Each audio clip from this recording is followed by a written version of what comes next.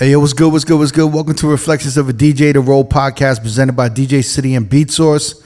I'm one of your hosts, DJ Crooked. We got DJ Never here. Yo, what up? We got DJ D Miles. What up? We got Jamie the Great. Yeah. We got Nudia, our associate producer, finally in Vegas. What's good, Nudia? I know you guys miss me. Flew all the way in for Chicago. Chi-town. And we got our special 5-year anniversary today. We're celebrating our 5-year anniversary, y'all. And for our 5-year anniversary, we got special guests, right? I had to bring out my motherfuckers, right? My main motherfucker from New York. I had to bring out Moma. We got Moma in the building from Everyday People. Yo? What's good? And we got Young Blood. We got the new Young Blood. We got like, you know what I'm saying? Like baby Big Ben. You know what I'm saying? We got the new Big Ben in the building. Hey. All right. One of my favorite DJs. He's killing New York.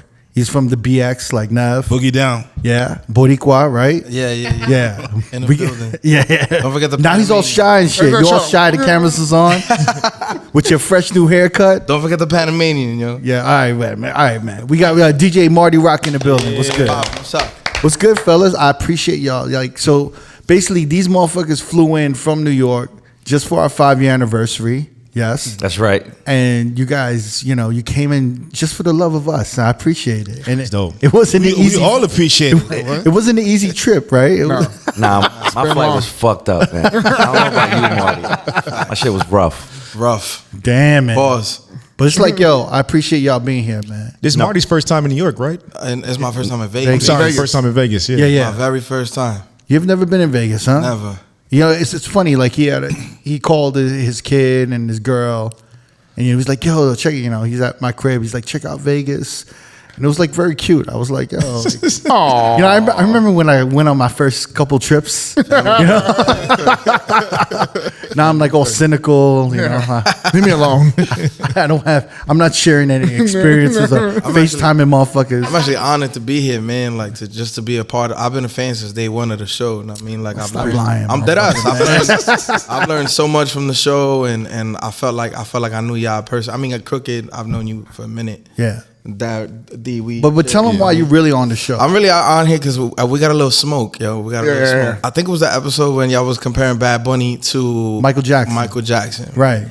There was a couple facts. Hey, shout to Exile, right? Was it Exile that was on that episode? I don't think he was on that episode. No, we were just talking. It was just But shout to Exile. Shout to Exile, of course. Altura, shameless plug. I feel like the history of reggaeton and like how it got to where it is now is kind of like misconstrued. Growing up on the East Coast, we kind of got it when it was in its adolescence. You know what I mean? What would upset you?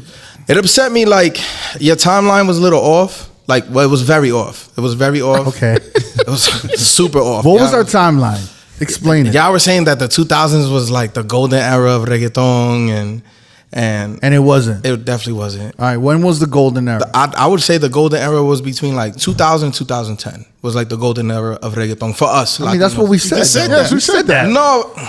Look at you. I know, it was weird though. It's different. It's different now, right? Very different. And I forgot I got notes. So.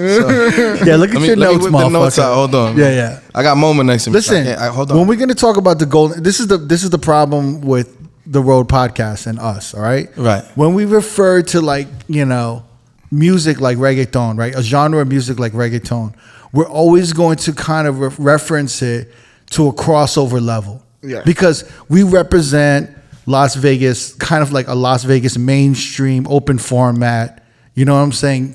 Like style of DJing and like, in the city of Las Vegas. Right.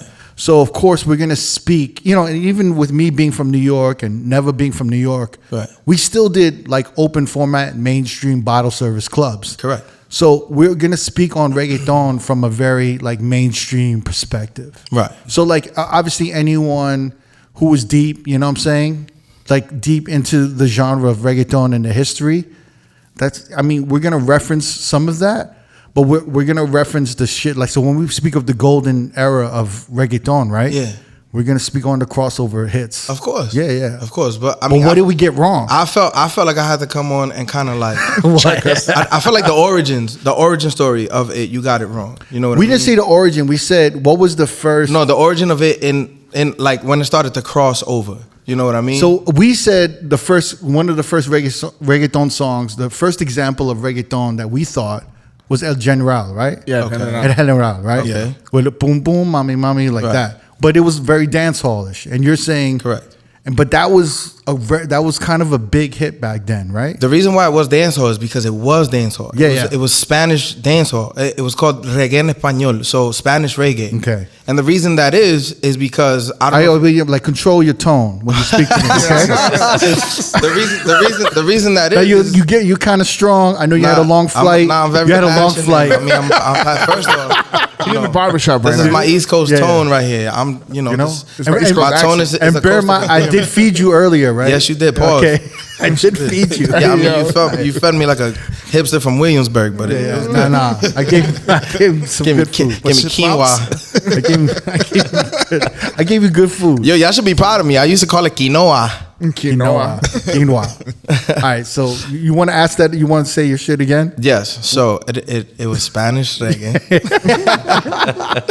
So the reason that was is because El General is from a city, like a town in Panama called Colón, and Colón is really close to the Panama Canal. Mm-hmm. And when I don't know if y'all know this, but when they were building the canal, they got a lot of slave laborers from Jamaica and Trinidad and Guyana, like a lot of West Indians. So obviously they built like their living quarters very close to the canal. So obviously they didn't have to haul them very far. So they brought down their Rasta culture. They brought down the dance hall. They brought all that down with them. And it was literally a town full of West Indians, literally. When El General was obviously born from a Jamaican, like from Jamaican ancestry. Right. That's why a lot of the Panamanians from Colón are black. They're very dark skinned. You know what I mean? Their entire bloodline leads to Jamaica or somewhere in the West Indies. And that's why they got English last names. Correct. Like Smith. And Williams. And Robinson. Oh, Correct. man. Yeah, that's exactly. So El General was actually a child star. He was in a group called Renato y las Cuatro Estrellas. What are you reading right now? My notes. Okay. His notes. Is this like Wikipedia? I told you I came correct, baby. He sent me a screenshot of this shit. I came correct, Look baby. at his screen. What does it say? Where reggaeton came from? Nah, it says Reggaeton history notes. This is reggaeton. Know what I Yo, mean? my man And is mad thorough. It's man. in He's bold thorough. too. Know what I mean? Listen, my mother's Panamanian, my father's Puerto Rican. I got to do my family right. Okay, know what I mean? okay. El General was one of those four estrellas, which was four like little kids. Was it like the Jackson 5? Almost, but Renato. Jackson 4. No, he was the fifth. Renato was the fifth member. But Renato only spoke patois. He didn't speak Spanish. So he felt like what really took him off in the whole country of Panama was El General was writing lyrics for him at a young age. So he pretty much was only singing Spanish because of El General. So El General, what he did was he flipped the reggae records, which are like very slow, 70 BPM, and he double timed it. He started playing the records on 45, on 45 speed. That was the birth of Spanish reggae. In the late 80s, early 90s, when the sound of reggae en español reached Puerto Rico, they had the promoters, they obviously the island fell in love with the sound. But the promoters had no way of reaching the artists that were on these tracks because they were literally mixtapes. There was no cover, there was no credits, there was none of that stuff. There was no promoter info. So what they would do is DJ by DJ Negro owned a spot called The Noise. It was like a neighborhood bar, and he was a DJ, so he would go on stage, he would mimic the dembow beat, he would try to make it as close as he can, and whoever was the bravest one out of the kids that were in attendance would go up. And out of this group was like Baby Rasta, Gringo, Nicky Jam. Like this was the spot on Puerto Rico. And it got so popular that he started recording the tracks and making CDs, mixtapes, called The Noise. The Noise Volume 1, The Noise Volume 2. And at that time, the genre was called underground because it was illegal because of the contents of the lyrics. So all this started now crossing over to the East Coast. Because you had, most of the Puerto Ricans were either in New York or Connecticut or Jersey or Florida. So now it started crossing over and people were like, yo, what is this? What the fuck is this? So now you got your uptown DJs making reggaeton mixtapes. You had DJ Precise, DJ Cream, DJ Casanova, You know what I mean? What years would that, you think? This was like 98, 99, 2000. Because reggaeton didn't hit New York City radio till like 03, 04. And it was really, like on the hip hop station, it was Camilo breaking the records. Well, it was also like, the crossover shit with Noriega. And Cypher Sounds was really... Sky. Cypher Sounds was behind that whole shit with Nina Sky and Oye Me Canto. And Right, all that. right. That really pushed it. Yeah, he was behind that. And then you also had La Calle on New York radio, which doesn't exist anymore. But they had like DJ Ramo, DJ Precise. When I say DJ Precise, I'm not talking about West Coast Precise in any way, shape, or form. I promise you this. No. I really promise you this. But so they were breaking it. And then now these, like, I feel like the world didn't get to hear reggaeton until Mas Flow, which was the album with Looney Tunes that had like Daddy Yankee, Coge la que va sin jockey. It had I think Your Voy was on that album as well. Yeah, I think so too. I think Your Voy by Zion y Lennox was on that album. But really the sound hit New York like late 90s, early 2000s. Yeah. Like really late 90s. And it traveled all up the Sure. east, up and down the East Coast. Yeah. You know what I mean? So we've been really on the wave forever, really. You know what I mean? And I mean, like you said, this shit was all mixtape. It was never on Mainstream. 12s. Yeah, it was never on on actual So, like, vinyl. The label. I think your timeline is dope. I appreciate like all the shit you're breaking down. But I think honestly, we were kind of spot on with the songs. You're adding more information, of course, right? Which I appreciate. Right. I mean, I'm just fine tuning, which I was like I said, I'm just fine tuning, which I was. You didn't like that we weren't adding enough details into what we were speaking about. Yeah, correct. Because we're making it justice. Because so we weren't wrong in anything. You were not wrong. Okay, but now you were acting like we was wrong. I thought, No, I was acting like y'all was leaving out certain shit. We were leaving out shit. Yeah. Y'all were leaving out a lot of certain shit. You know what I mean? And to me, it's kind of like talking about hip hop without Grandmaster Flash. You know what I mean? Yeah, but the way you say y'all was leaving a lot of shit. Y'all left a lot of shit like out. we like disrespected. You know what I'm saying? Reggaeton. Nah, I ain't say that. You felt disrespected. You flew over here, you're like, I did. This is what he did. He texted me. He's like, "Yo, I don't know what y'all text me. Should I look it up?" It was like, "Y'all fucking up." It was voice notes. It was voice notes. Because my fat ass was in the gym. Because that's mostly when I listen to y'all. Know what I mean? So he sent me voice notes, and I'm like, I don't know. I'm working. I'm like, what is this dude? What's his problem? What's he want? Right? So he's like, y'all got it all fucked up. Something. Y'all don't have the history right. This shit isn't sold to me because I'm Puerto Rican and da da da da and blah blah blah. He's like, and I was like, all right, like, why don't you come on the podcast and explain this shit, right? Yeah. So then he was like, bet. And then he's like, I dead ass booked it. And he's like, when you want me to fly out there? I said, 10 minutes later. Whenever. And he's like, I'll fly out there October 25th. Yeah. Oh no, you said 4th. And I said, you know what? Come on the 5th and stay an extra day and just the 25th. 25th, stay an extra day to the 26th and DJ with Moma. And then you'll just DJ our 5-year anniversary. Right. And he was like, all right, say, Oh, another point y'all brought up was like if I think it was like something to the extent of. But the point of my story is if you didn't bitch at me, right? Listen, somebody had to do it, bro. Somebody had to come on here and do it. If you didn't bitch at me, right, you wouldn't be here in Vegas and you wouldn't even be spinning our 5-year anniversary. That's a fact. So sometimes you got to be an asshole. That's a fact. And bitch at a motherfucker. I took a page out of, the Book of Crooked. Yeah, no, I would never do what you did. I would never do that. I would text Moma in our group chat and I would bitch about it. But I would never do that. So you done? Are you done? Nah, I'm just saying. I had to come on here. I had to come on here and regulate real quick. Can we celebrate our 5-year anniversary now? I would love to. That's what I'm here for. Now that we set the record straight. That's what I'm here for. Can we talk with Moma now? That's what I'm here for. Listen, man. Y'all got any more questions about reggaeton? You let me know, man. The real reggaeton DJs here. What you should do is record like a TED Talk of this shit. You know what I mean? The origins of reggaeton. I mean, I could, right? Like, just sit in my room and like talk to myself like a bozo. No. You should do that. I appreciate you, Marty. Nah, I appreciate y'all. I just had to, I had to be the East Coast voice for reggaeton because we kind of been on it. Yeah. Pause. Everyone, so you represent all of these upset Latinos in yo, in bro, New York when I posted that I was coming, yo, my DMs blew up like finally somebody who's actually been there is gonna talk about it. My whole thing is like, what are they bitching about of us? Whenever we talk about reggaeton, I see on Twitter like everyone like sub disses us. I think What is the problem? I think the problem is also like all these reggaeton parties spewing up out of nowhere or whatever. Right. And I feel like the West Coast is getting a lot of fucking credit for them pushing the genre. They're not getting a lot of credit. No, They're we're just not. But they are though. No, But they're are. not. They're just having. Look, this is the thing: is that reggaeton and like, I mean, look, reggaeton has been popping on the East Coast for a long time. Right. Do you know what I'm saying?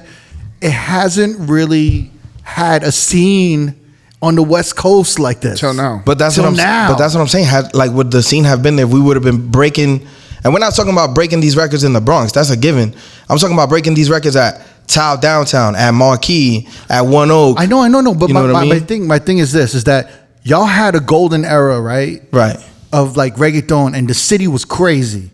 Don't tell me the city wasn't crazy. I feel like house party. Remember, I'm only 32, Yeah. so I wasn't outside for that. I was outside. Right. I was DJing Dominican clubs like Umbrella in 2000. But even that, like in school dances, they were playing reggaeton. Yeah, but again, Wait. in the hood, this is what I'm saying. But I'm saying is that is like on the West Coast, they haven't really had like clubs where like major clubs crossing over where they're playing reggaeton. You It's know only what I'm hip saying? hop, bro. We don't really have No, but you are though. Like you had a whole ass reggaeton party at Chaos, no? No. I'm saying this is recently in the Oh, last okay. 5 years. Do you know what I'm saying? We never had a Spanish nightclub that is popping till now because of the. And not only that, there's like it gets a little deeper than that because in LA, and I could be, I could be wrong, Right. But there's kind of a weirdness about when you're like a Mexican American in LA. It's like you kind of want to like adjust and like embrace like the American music. You know what I'm saying? It's like even me growing up as an Asian American, like I got an American first name. You know, my name is Richard Sung. Right. You know, we were taught We got a Dickie. and raised, we were raised to like fit in and like listen to hip hop, Right. and like fit in with like white people and black people. Do you know what I'm saying? Not only that, Yeah. Mexicans in LA, like there's a generation and there's some people that their first language is English because their parents did not want them to feel like getting left behind because But it's like the first time where we're really seeing like kind of a lot of Latinos really embrace their roots. Yeah. And not only Right. that, there's all these like superstars emerging like Grupo Firme and like Bad Bunny and it's like they're selling out arenas. So it's like the West Coast is having their scene, but also the East Coast has been having their scene as well. So what I think the biggest problem is on the Y'all East just Coast, need to stop being so angry, and y'all Right. need to work with motherfuckers. Yo, a little more. now all of a sudden he's from Vegas. you know what I'm saying? All of a sudden he's from Vegas. Nah, I'm from New York. But I think the biggest problem with New York is that they feel like LA is getting the credit for breaking the genre. In these I don't hear that anywhere. LA's not even leading I don't even think they're leading nothing. Well, the in West Coast, reggaeton. rather. Yeah, West Coast. Well, the West Coast. Don't say rather. LA. Well, the West Coast, right? LA is the West Coast to me. Yeah. No, I don't. But you're also speaking like a New Yorker that doesn't really travel much. You Right, know, but like, here's- right, you're but- like, you go to LA, you like, yo, the pizza sucks here, and it's just like, yo, there's more food here in LA. No, but You that's know what I'm saying? Like, but that's have what a I'm saying. burrito. Like I feel like they feel like they're not getting their flowers because we used to From get us? No, yeah, from the podcast because bro, we used to get yelled at for playing reggaeton like that ass. I Like, know that. Like Yeah. we would be at these clubs, we would be at these bottle service clubs and getting yelled at, bro. Like we were like scolded like children, bro. Like what the fuck? Yo, you fam, doing? fam. I used to DJ in Miami, and they would tell me, "Don't play any reggaeton." Right. They used to act like it was like peasant music. Yeah. Right. They're like, "Yo, don't play any. We don't want to hear like this peasant music." This Meanwhile, is the for room peasants." is erupting. They just didn't want. But Erupting. But fam, that happens to a lot of music. And Right. A lot of. But I think that New York DJs are saying that, or pretty much saying that we crawled, Yeah. so they could run. Yo, so my thing is this. I'm dead ass. That's really how they feel, bro. The problem is the podcast is based in on the West Coast. Correct. You know what I'm saying? The thing is also nobody on the East Coast, like, let's say like what is those DMV dudes? Adobo. Waltero. Adobo Waltero, DMV. They don't reach out to us like they don't say like, yo man, next time you're on the East Coast, come check our party. True. They just talk shit. Well, listen, You I'm understand what I'm saying? personally gonna Which- extend the invitation No, to no, you. no. But I don't take it personally because Right. I see their side. Like I see like, yo, you doing dope shit. Yeah. Because literally when they started like kind of like subbing us on Twitter, I was talking to him like, yo, you see this Adobo shit? Like that shit is dope. Yeah, Let's go. we And I was like, yo, next time like I'm in DC, I should check out Jerome Baker. I should check out Dawn and Nikki, and then I should see what's going on with their party. But right when we were talking about that, the same week, like they start coming shots. It's not a big deal. Like they were but they were just subbing us on Twitter, and I'm like, yo, like y'all never invited us. Like y'all never even like said like, yo, check like DM me and like check out my shit. Right. Or like, yo, Jerome, Crooked, like, yo, like, like let them know that we got this shit going down here, So like I have to be the dude that's like, all right, like I have to be the bigger one and be like, yo, Right. I'm down to go to your party. And even still, they're like, all right, whatever, man. Like you're like, you know what I'm saying? They're cool now, but But that's just how it is. Well, listen, now that we're talking about it, the reggaeton scene in downtown New York City is phenomenal. But y'all got to be open. Y'all Right. got to extend and poly with the West Coast instead of being like, yo, man, we crawled so y'all could walk. Y'all got to just No, but poly I'm with here that. for that though. I'm here to do that. You got to I'm go to LA. You 100%. got to go to LA. You got to come to Vegas. I'm doing a reggaeton party tomorrow. I'm saying because of your That's what I'm saying. because you were bitching though, No, what but I'm I could have been like, nah, fuck that, Crooked. I'm not doing that, bro. Nah, of course Know what you're I not mean? gonna be like that. Obviously, I could have been closed-minded Nice to guy, it, but know? but what I'm saying is now. Moma, you interject. You're like the more rational, It's just like in New York, you're not going to get visibility because we don't have clubs anymore. There are no big clubs in New York. You know what I'm saying? So in Vegas, they rocking big clubs. In San Diego, in LA, in Miami. So it's possible. It's absolutely correct that the New York DJs is the ones who spearheaded all of that. But you're not going to get the visibility because you don't have the content. You don't have the footage to show the world how lit like the reggaeton scene is in downtown New York. Whereas you look at a party in Vegas, Crooked could be playing 1,300 people wilding out to Bad Bunny. Like we don't really have that in New York. What's our biggest room? Tao? Nah, right now it's Nebula. I don't even know it. we're like Marquee, Nebula. Yeah, Marquee, Nebula. And they're playing reggaeton in Marquee now? Yeah, heavy. But I'm very seeing, heavy. But seeing everyday people, that's a large group. That's like a festival. Yeah. in We don't New really York. play reggaeton every day. We play dembo. Because the thing is, I don't want to open the Bad Bunny. You know, what I'm saying? The Bad Bunny. You play portal. one Bad Bunny. You song. haven't gotten any requests for Bad Bunny? 2 this year. 2. Really? One at Everyday People and one at Dance Dance Dance at LeBain. Just 2. Just 2. Dance at LaBain. That's crazy. Yeah, Really? That's it? that's it. I mean, I'm in a bubble, and I'm You aware were of that. saying you don't even play peppers. Like I was talking to him a couple months ago, and he was like, "Yo, I think I'm gonna start bringing peppers back in rotation." I play peppers like ironically. Yeah. Because I do like every now and then I'll do like an EDM wedding set at Everyday People. We found love, beautiful people, peppers. Yeah. I take that into the dembo. You know what I'm saying? And that shit is hard as fuck, and it always goes off. So see, dembo is still very hick downtown. It's still a very hick genre. Like it hasn't crossed over to downtown. And downtown, we literally mean blocks away from like an everyday people party. Like we're playing reggaeton at Lavo, at Tao, at PhD, at Little Sister.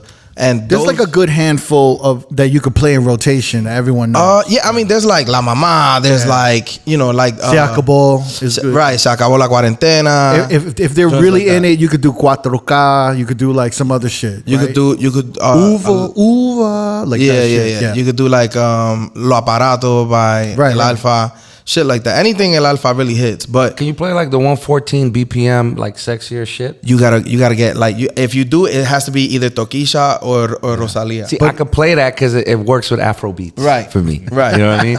Right, but there's a new Pepas, and it's called Quevedo by Bizarrap.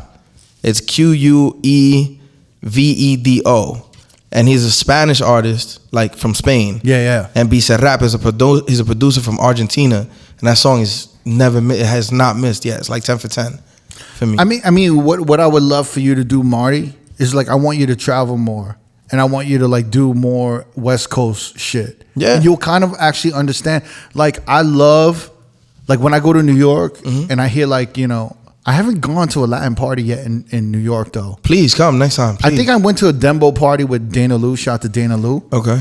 Well, yeah. So the Latin parties, it's not necessarily clubs. Yeah. It's these branded events, like whatever Dana Lou and them be doing. Dos Flacos In Brooklyn, right? It's a lot of Brooklyn shit. It's Brooklyn. It's kind of warehousey. Yeah, it's yeah. ravey. See, I want to go uptown. Yeah. I'm actually curious to see how the uptown joints are. Oh, way different. Yeah. Way different. Because the Brooklyn Latin parties are gonna be different from the Brooklyn, right? Yeah, I mean, in the Bronx, you're hearing dembow, you're hearing like deep cuts of dembow, and you're hearing like a lot of R.O.A.D live edits. Yeah. Are huge in the Bronx right now.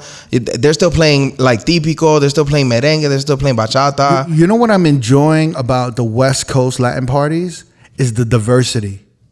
It's way more diverse. With the music or the people? Or both? There's like these new categories of Latin music. Like there's reggaeton, there's dembo, and then there's banda, and then there's cumbia, and then there's like Latin tech house, and then there's guaracha. Right. So there's like, to me it's more interesting because it's going so many places. But That's a reflection of the diaspora, right? In New York, we're dominated by Puerto Rican and Dominican. That's why. So it's when gonna be reggaeton and when I go dembo. to a Latin party, it's like 45 minutes of dembo, and I'm kind of like, all right, this is cool, but now it's sounding like deep house a little bit. You know what I'm saying? Yeah. Whereas like a West Coast Latin party now is way more like mixed up. I mean, does that sound about right? No, it's definitely about right. It's kind of interesting though. That's why I want you to experience. You're gonna see Altura tomorrow. No. Yeah, and you know. But listen, please don't think that I'm here to say our way is the way. No. You know what I mean? It's all love. Yeah, no, it's definitely it's all love from our side. I don't know about your it's side. all love from our side, baby. It's all love from our side. I love Bronx shirts. It's all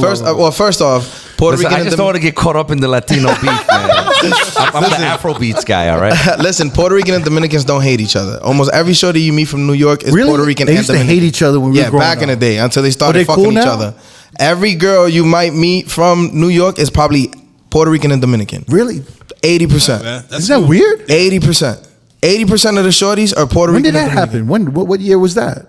I don't know. I guess they was bored in the 90s, bro. No, I'm talking. They hated each other. This is like late. This is the like 80s and 90s. late 90s, late 90s, early 2000s. Yo, son, I remember in the clubs when we used to when we used to hear like the DJ drop Puerto Rico, ho. Oh yeah, now it's a different thing. All the Dominicans would be like, I think Ice Puerto Spice is Rico. Puerto Rican and no, Dominican. they used to be like Puerto Rico. No, they used to do like I that. actually think Ice Spice is Puerto Rican and Dominican. I'm almost positive she is. I don't know what she is. Yeah. Little Orphan Annie. I just wanted to say something. Like, I feel like this conversation we're having and like the same like negative energy sounds exactly like the New York conversation. Like, of course the music hits the East Coast first and is gonna be more popular on the West Coast way later. Right. And y'all always get mad about it. And I don't understand. And this is my problem, like with the Latin people. We can't just like enjoy that everyone's making money, that everyone's doing well. We have to fight about it. Like, instead, just be happy that, like, now, I'm just saying this as someone who is, like, assimilated as a Mexican American. Okay. And, like, when my grandma would put on, like, Aventura in the car and fucking... Your grandma bumps Aventura? I would, yes. Well, oh, my gosh. Freak. Yo, she was in her feels. She was in her fucking feels. So I would, like, turn it down. She was taking me to, like, a white school, and I'd be like this. Yeah, like, yeah. You know? So, like, I fought it for a long time. So for it to be popular now is so exciting. And I've learned so much more about especially regional Mexican music and things like that.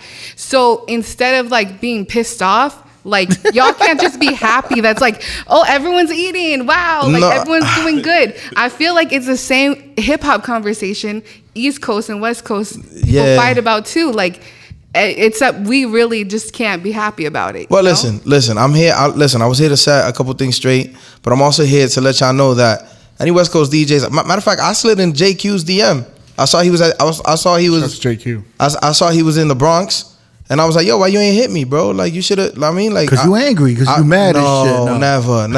I've taken all of y'all, with the exception of Nudia and Jamie. I've taken all of y'all out, and we've had the time of our lives. You know what I mean? And no one's backing you up. Everyone's like, from LA. It wasn't the time of my life. It was cool. It was good. Maybe I'm speaking for D Miles on that one. I see. Nah, but listen, I work with a group of promoters called 1990 Group. Yeah. And they're from Spain originally, and they're running a lot of reggaeton, well, not Latin parties downtown New York City. They opened the the gates for them, because y'all know the formula was hip hop downtown for years. Yeah. So they're running a lot of parties. Hassan C. Bougie Group. They're running a lot of Latin parties, and they're not Latin all night. We still cater to our local, bottle service customers. We're playing hip hop, house, all that. But yo, to any West Coast DJs that just want to come out and chill, hit me, DM me, text me, however you see fit. Yeah. And I would love, you know what I mean? And if I can book some of you guys, I would love to. Yeah. I can have that conversation with the promoters. I love it. You know what I mean? I would love for them to see how we do it on the East Coast. You know what I mean? That's right. Respectfully. And you should come on the West Coast and see how they do it. I'm here, baby. All right. I'm here. Tell all the East Coast motherfuckers, right? Yeah. It's got to be more love, man. It's got to be more love. A little bit more. Especially, like, the thing is like, from us, we actually show a lot of love to motherfuckers. So we actually come from a place of, like, you know what I'm saying? Where, like, I actually want to showcase DJs. Right. You know, so. Perfect example. Yeah, right, so, like, if y'all gonna approach me, like, you just DM me and let me know what's going on. I answer every DM I get. That's probably a problem. Mm-hmm. That's probably not good. But I answer every DM I get. People send me mixtapes and all this stuff and links to their party, and I actually go. Like, I'll go to Miami, or like I was just, where the fuck was I? I was just in New York. A couple DJs hit me like, yo, stop by my spot in LES. Mm-hmm. And I actually went through and I checked them. I gave them a pound. I told them they're killing their shit. And then I kept it bouncing. And I literally stopped by like 4 or 5 spots in LES just to show love to some of these DJs. So all y'all got to do is reach out, and I'm, you know what I'm saying? Like, I'm gonna come through and show love. Now I told you I was gonna be the Nori of this shit, so I'm here to give y'all flowers. You know what I mean? You look like you need a shot. You need a shot? Can I shut off your mic for like 15 minutes though? Maybe 20. Do 20. 20.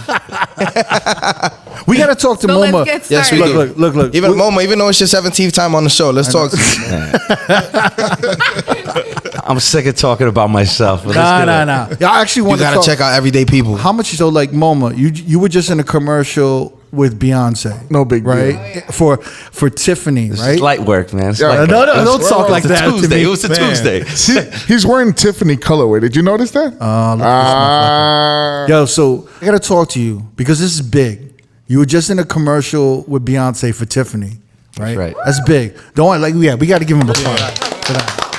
That's crazy. Clap it up for Beyonce, everybody. Clap it up for Beyonce. Queen B. And Moma. Shout out to the Beehive. You had the worst outfit ever, but it was still dope. It was still like a good look. You know what I'm saying? He had like a sheer see-through shirt. You know, I saw some nipples. I saw a little. He was killing it with the glasses, though. It's good because the commercial's in black and white. Yeah. And I couldn't wear a brighter color than Beyonce for obvious reasons, right? She's the star. But if I was like in a matte black color, they wouldn't see my outfit. So they were like, we got to go with sheer. We got to go with a sequins. We got to go with like something that glitters a little. You look good. Thank you. I mean, you look good. You know, I got used to it eventually. With the cool Mo D glasses. That's right. How did this happen? They tried to cast me for some sort of audition for luxury brand, and I just thought it was like not for me because like I'm not an actor, you know. Mm-hmm. I don't do like self tapes or like audition. I don't have a lookbook or whatever, so I just kind of ignored it until somebody from the casting side was like, you need to call us immediately. This is for a very famous person, right? And then I signed an NDA, and then everything that kind of happened after the NDA I really can't talk about, but I can talk about maybe a few things on set, you know. So you got on the radar somehow of Beyonce's people and their whole team. I think in hindsight, I must have been on their radar because the whole idea was to recreate something like an iconic Studio 54 experience, right? She's doubling down on like Black joy, like, you know, just these representations of Black people. She's doubling down on, I guess, her support, her alliance with the LGBTQ plus community. Right. There was the whole feeling of disco. And maybe somebody that's in or around New York was like, well, you want like Black joy and disco and everyday people and LGBTQ. And this is one of the guys who DJs in that community, you know? Right. And I think also the fact that maybe I don't look like 23 years old could have played a part. Because they were just like, yeah, he's good. We're not touching his hair. We're not touching his beard. No makeup. I think maybe I just fit a certain look that made it look believable. They didn't put any makeup on you? I did wardrobe and jewelry. No makeup, no hair. I have a feeling, and this is me speculating, around the time I feel like when they reached out, I feel like you guys were just in London, I think. And then you guys, like, this is just when Break My Soul, like, dropped. And you guys had one of the illest videos, like, where the crowd in London was reacting to Break My Soul. It was just like, it just released maybe like a week ago or 2 weeks ago. And it was one of the first videos that I saw like on any social media that had like a group of like beautiful black people singing and wilding out to the song. It literally looked like a video shoot. Right. So when I saw that, I was like, and then, you kind of told me about it later. I was like, I don't know. I feel like they must have seen that shit. It might have something to do with it, or it might not. But her publicist reposted that video. Oh, wow. She posted it on her Instagram story. And a bunch of people sent it to me. They were like, yo, Beyonce's publicist reposted your Instagram video. But it may not have had anything to do with it either. I really can't tell because there's just so many like different like parts of this operation, from casting to directing, to storyboarding to all of that. I don't know how it happened. When things like this happen, right? I know you very well, but I'm just asking for like, the general public. When things like this happen to you, right?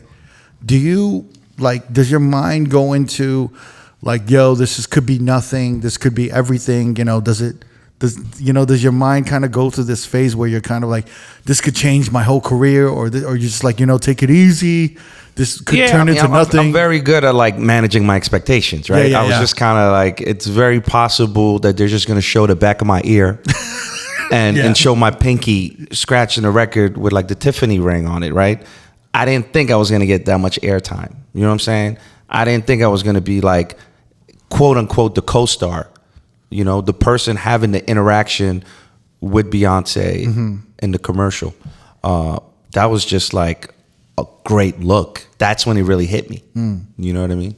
We spoke about that. I was like, yo, this is like, he was like, he's being very like humble and like controlled and contained. And I was the one being like, yo, this is going to be the fucking craziest shit. This is like crazy. Okay, but I want to know about Beyonce. That's me. All right, I want to know about Beyonce. I'll tell you, the one thing that I guess that I can say that's probably not governed by the NDA is she's super nice, so professional, the real deal. I mean, some people just got it. And it's when you see her up close doing her thing, you just understand.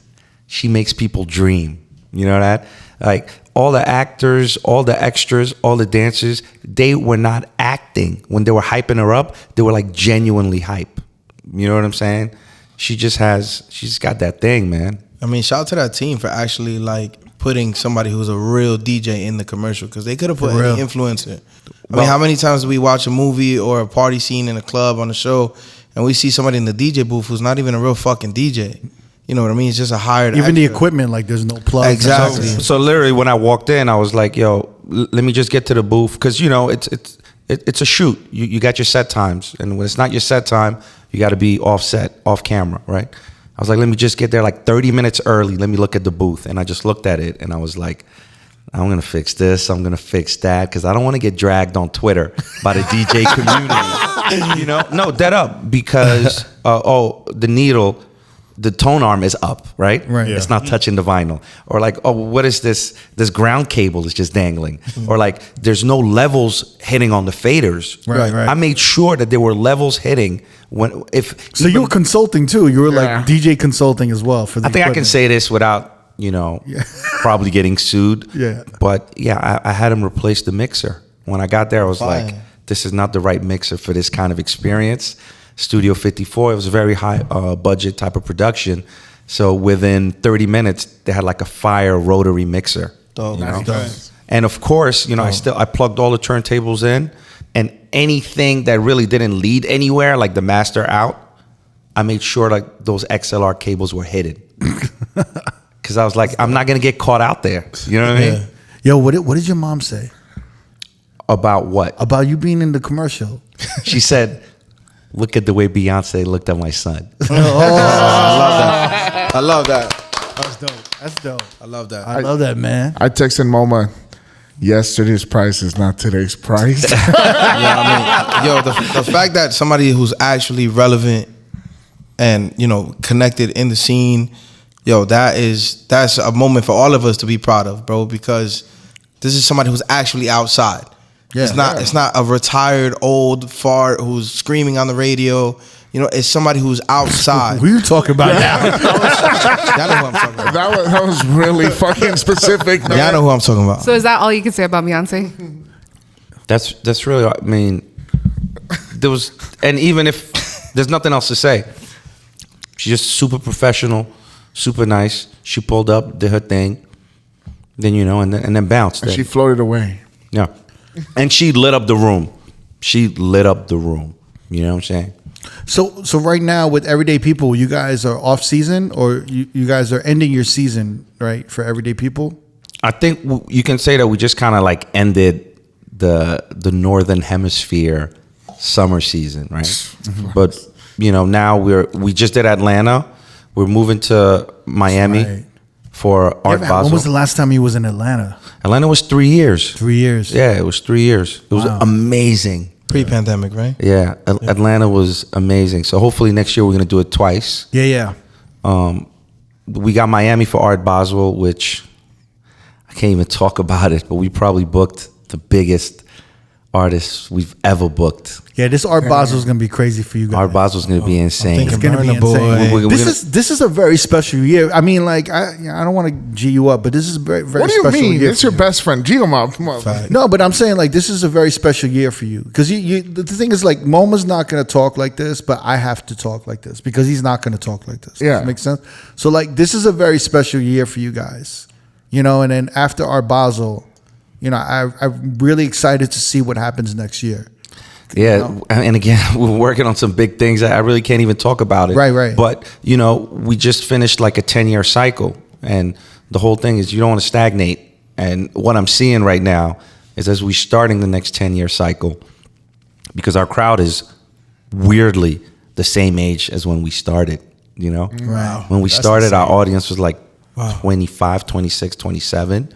Now it's between 25 and 30 still. Like it barely aged, So I was looking at the stats and the demographics, and I was telling my partners, hey, if we want to run this for another 10 years, we could probably do it, Greatness. But we got some really exciting shit happening next year. And even before we get to that, we're going to Dubai for the first time. We're going back to Johannesburg and Cape Town in December. And we're going to go to Accra in Ghana and Lagos in Nigeria for the first time. Ooh, man. I'm really proud of you guys. I'm proud of you. I'm proud of the whole team at Everyday People. Thank you, bro. Maine Sinclair. And before I get dragged on Twitter again, we're gonna go to Chicago and DC and Houston, and those are like the three main cities that we really didn't get to this year. Right. And it was just a lot of people on social media like, y'all not fucking with Chicago, y'all not fucking with DC. And that's not the case. It's just like it's a venue game. We have to find the right venue for the right experience. But that's been the biggest struggle in the past year or so, is just finding venues. Like even in LA. Yeah, it's finding venues, but when you find them, then you're like springboarded. You can do whatever you want. Like LA, once we found the Beehive, it's been crazy. Right. We're doing like double headers in LA. We'll do Saturday and Sunday. You were saying LA is almost almost bigger than New York, right? A little bit. I think in terms of visibility, LA is the flagship because LA has all the influencers. Yeah. Like every major TikToker, and that contributes to our crowd remaining young and getting younger, right? I mean, I don't know if I said it on the podcast before, but some of these TikTokers have told us after they seen the party in LA, they were like, y'all should consider bringing this party to New York. It would do really well here.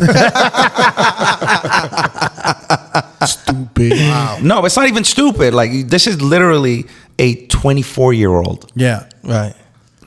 But even Artistic thought, Artistic thought you were from LA and the party was LA, shout out to Artistic. And that's that's the beauty of it, right? That's the beauty of it. I want everyday people it's actually to belong to everyone. It's actually a compliment, isn't it? Yeah. That a local LA motherfucker like Artistic thought your New York African party was like just a regular LA party, which was crazy. You know?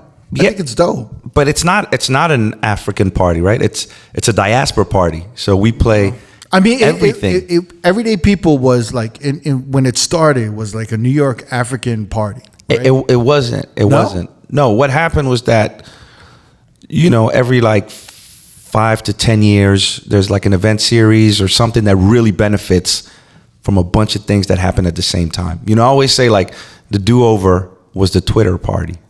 Like the do-over popped off right when Twitter popped off, and it just became the world's biggest party because it was all over Twitter. We came in right when Instagram popped off, as well as kind of like the beginning of Afro beats in the States.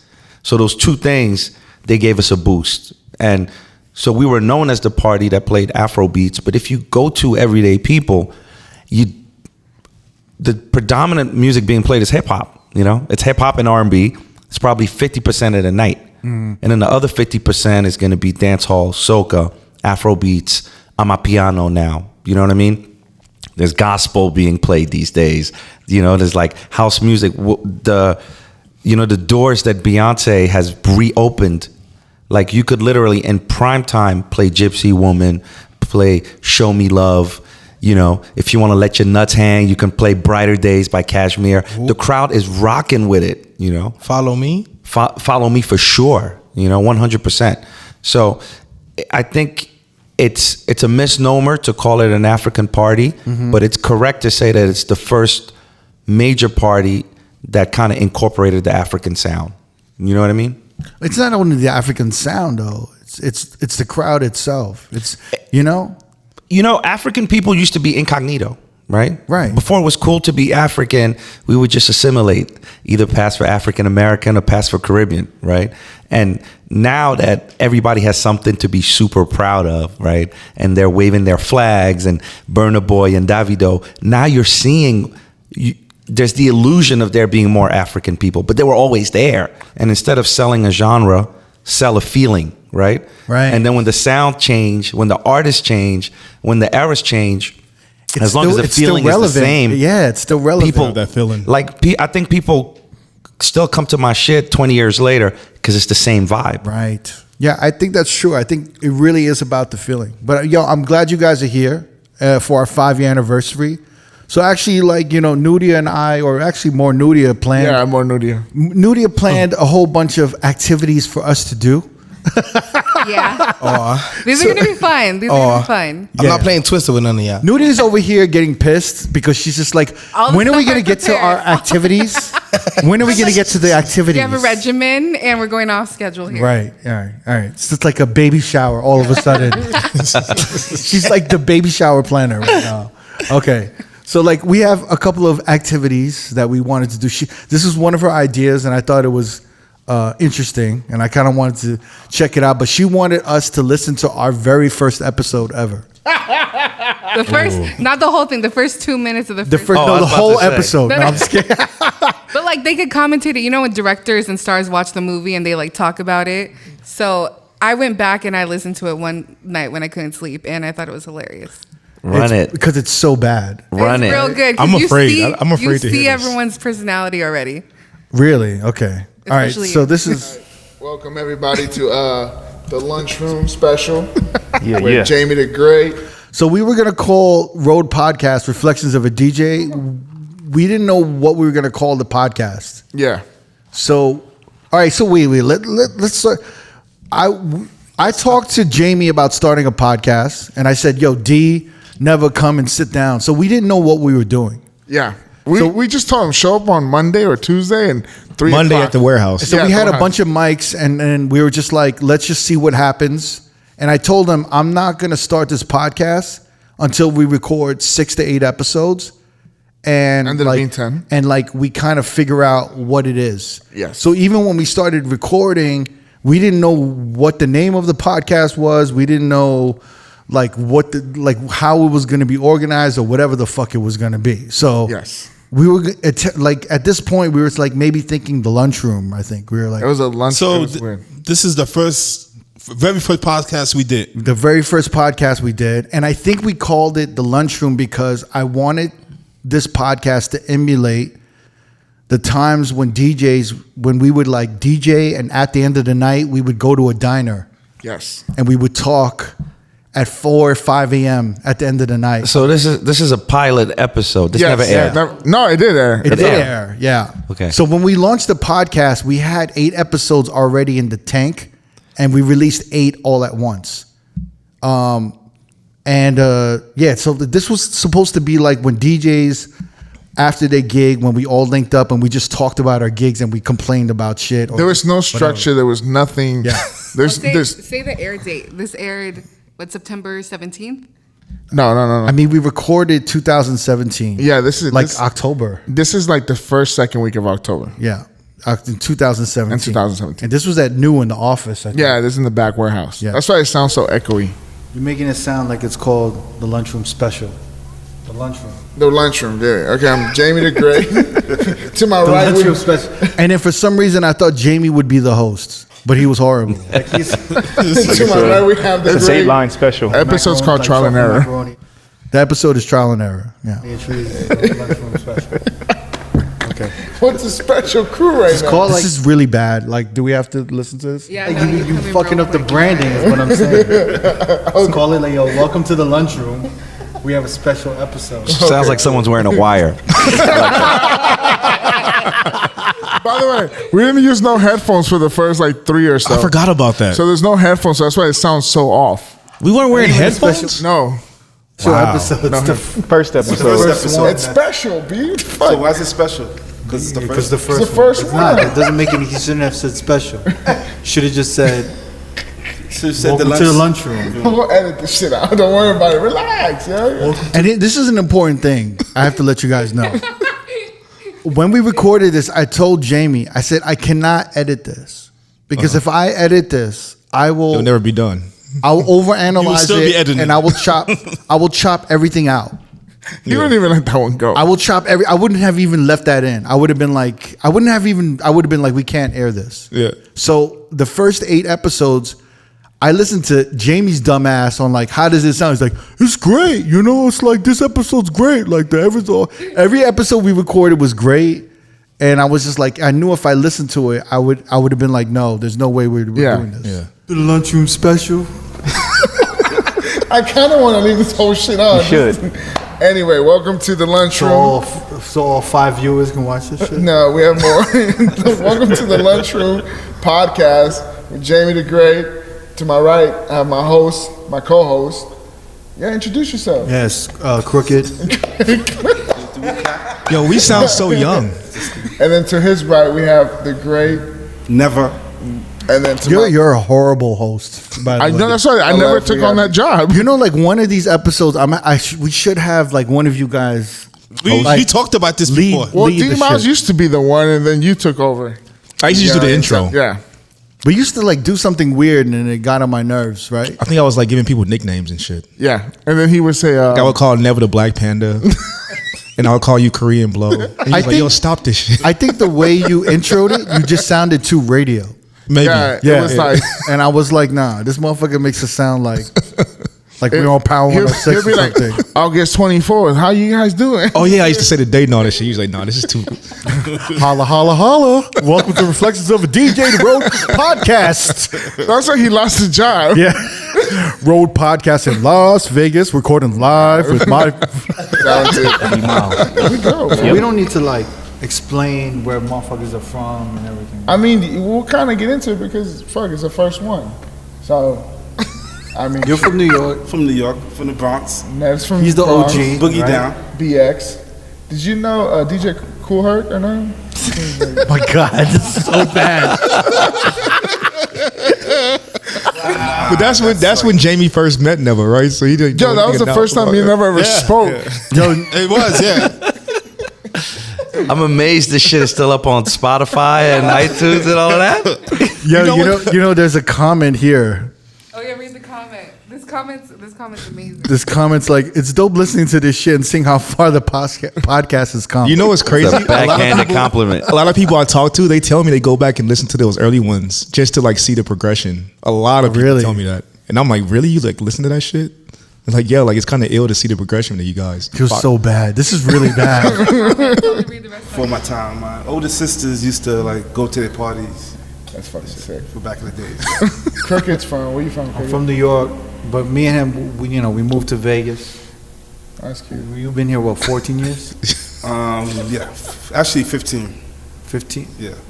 All right. 2017. What year did you move here, Cricket? 2005. I could stop this Yeah, right you can now. stop Right? Okay. Holy shit. Y'all reach the point where Cricket starts You said completely 2 taking minutes. over. You gonna leave? He starts completely like taking over the podcast. Who? You. You had to. You start. I had to. Don't you hear this shit? That was painful. It was painful. That was Yo, imagine painful. listening to this at 2 a.m. I was like, they have to listen to this shit. Jamie's I was like, they hey, have to hear welcome this. to the podcast. I'm with, introduce yourself. Hey, we've come a long way, baby. 5 years. Oh my God. That was hilarious. I'm proud of you guys. I'm very proud of you I'm guys. actually like, You're starting to sweat. yeah, because because like typically I would have never let this, if I was in control, I would have never let this out. That was like a real social experiment, though. Like It was fun. that was like I never listened to any of the podcasts after we record them. So hearing that is just insane to me. Of course you don't. Yo, Moma looks like a disappointed dad right now. Yo, Moma looks so disappointed. You didn't listen to any of these though, right? Nah, he came in after, I think he started listening I after think his. when was I think maybe Rock the Con was one of the first ones. Ross. Ross won. I listened to Ross. You know what? Big shout to Ross one because Ross was good though. yeah, but Ross one he was our second episode. So Ross one, not even knowing what we had or how bad it was, sat down with us and recorded. You know what I'm About saying? fishing and shit. Yeah, So, but did y'all know y'all were gonna be here? Like y'all were gonna get to 5 years? Hell no. Hell, not at that time. No way. I mean, I just think it's crazy that even you, Mo, you guys sat down with me, like not even knowing what this would like how the episode would come out. It is kind of crazy. Even though Moma was episode. he co-directs and edits everything that he does. No, he does. Trust him out. He be editing his episodes with me and shit. Yeah. But what I was gonna say about Mo was like episode 17, 18. Yeah. Like he was early on. He sat down with us, and so was Scooter. The captains, they all just sat That's down just with a testament to like real friendship. actual friendship with the DJs to sit down with us and to talk when it was this bad. And Moma was one of our first like little viral moments when he spoke about Mace potentially writing allegedly Biggie's flow. Oh yes. And that shit went viral. Well, and then Goldfinger was pissed off, right? Oh man, I had a target on my back in Brooklyn, yo. I couldn't go to Bed-Stuy for like a month. And you know what's the crazy shit when we talked about it and I was like, Mo, you said that Biggie's verse in More Money, More Problems was written by Mace. You were so arrogant about the way you talked about it. You I were was like, trying to sell it. You were like this. You were like this. Of course. Of course. Come on. The funny part is that He was so sure. He was like, "Oh, come on, you know, like, come on, Yeah, but I'm still convinced. You know what I'm saying? Still convinced. It's funny because he started flowing like MO, like BRG. He started doing the whole Yeah, thing. no info for the DA. Federal agents mad because the flagrant got my stuff and the phone in the basement. Where's Beyonce? Where's Beyonce? Nah, but before I don't really think DJs had a platform like this. No, there was Cypher Sounds and those- Yeah, but that's Rosenberg. Juan Epstein. That's very different. That's very That's more wasn't- like music and culture. right, Yeah. right. This is like some working DJ shit. Right. You know? Yeah, and that was Cricket's whole like fucking vision about the working DJ being represented. Well, Like, you everybody- know what it was? It was that I was getting older and I was looking at other DJs and I was like, wow, like 11 has a mixtape legacy. I'm like, Moma has The Good Spot and Everyday People. And like, I'm looking at all these DJs and they have this resume. And I'm like, I don't have anything on paper that shows that I was a DJ for 20 years or 15 years because I was just working in clubs. So like, what do I have? Do I make a website with all the flyers that I was on and just like, you know, show the flyers? So like in my head, I was like, there's nothing that's telling my story because they're only telling the stories of like, I don't know, big DJs or big superstars. Yeah. And there's no one telling the perspective of the working DJ.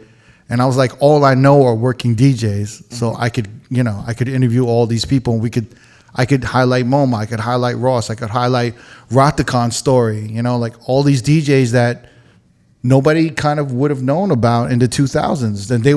And they influenced like so much of everyone's DJ style. Yeah.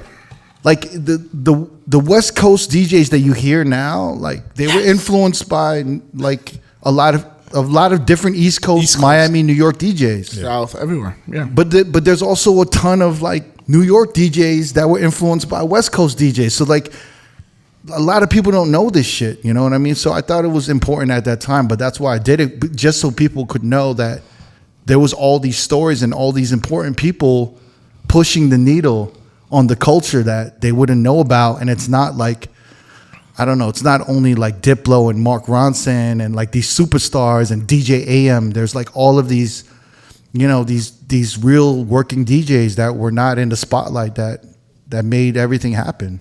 But honestly, I got to give y'all props for the consistency, because without the consistency, we wouldn't be here. Facts. Because y'all seen where y'all started, right? Yeah. it's crazy. So that's like one thing that I always try to tell to anybody that's up and coming in any era, any discipline. Yeah, it's cool to be dope or cool or to have the clout, but you got to be consistent. consistent. Like y'all never missed a week. I think maybe there was 1 week where y'all didn't post nothing. You was in New York. I think there was like a few weeks. No, it's been maybe 2 weeks at most. Yeah. But it was like there was just But over the course of 5 years, right? yes. Yeah. But That's crazy. Right. But even like weeks that we wanted to take off or a month that we wanted to take off, Nudia would do the best stuff, or we start taking initiative with things like that. But for the first, I want to say, even during the pandemic, Cricket was like, we're not stopping. We gonna figure this shit out one way or another. And that shit was a hard time. That was the worst time. That was the worst For me, time. that was the worst time. It was really hard. But y'all were doing a community service because it was great for us, because we was looking forward to it. I don't know. You know, on Wednesdays. It was so defeating recording episodes during the pandemic because our numbers were down. Everyone's numbers were down in streaming. It had to do with driving and commuting and Exactly. all that. But it was defeating because every week we were releasing an episode and our numbers were going down. And I'm like, what's the fucking, you know, in your head, you're like, what's the point? Maybe we should just stop. And then you're just kind of like, no, let's keep going. But there's so many times during the pandemic where I'm like, what's the point? Mm-hmm. You know, and I'm on Zooms and we're trying to figure out the episodes with Zooms and like, and then thank God for like motherfuckers like Four Color Zach or Jay Espinoza, all these DJs that would hop on Zooms with us. Yeah, I mean, I guess these motherfuckers weren't doing anything either, right? So, but it was like, thank God for these motherfuckers to come on and just like, fuck with us. Even Lil Jon, man. Even Lil Jon came on DJ during this Puffy, crazy Little time. John. Puffy, yeah. Yeah. I mean, that time, like let me hear y'all DJ. You know what I mean? Because y'all were all traveling at the time. So I heard you DJ once in Atlantic City. I never heard Never DJ. Yeah. I never heard D DJ. I never heard Jamie. So like you guys were kind of like promoting your Twitch or whatever. And I would dead ass like stay up because remember, I'm in New York. I'm 3 hours behind.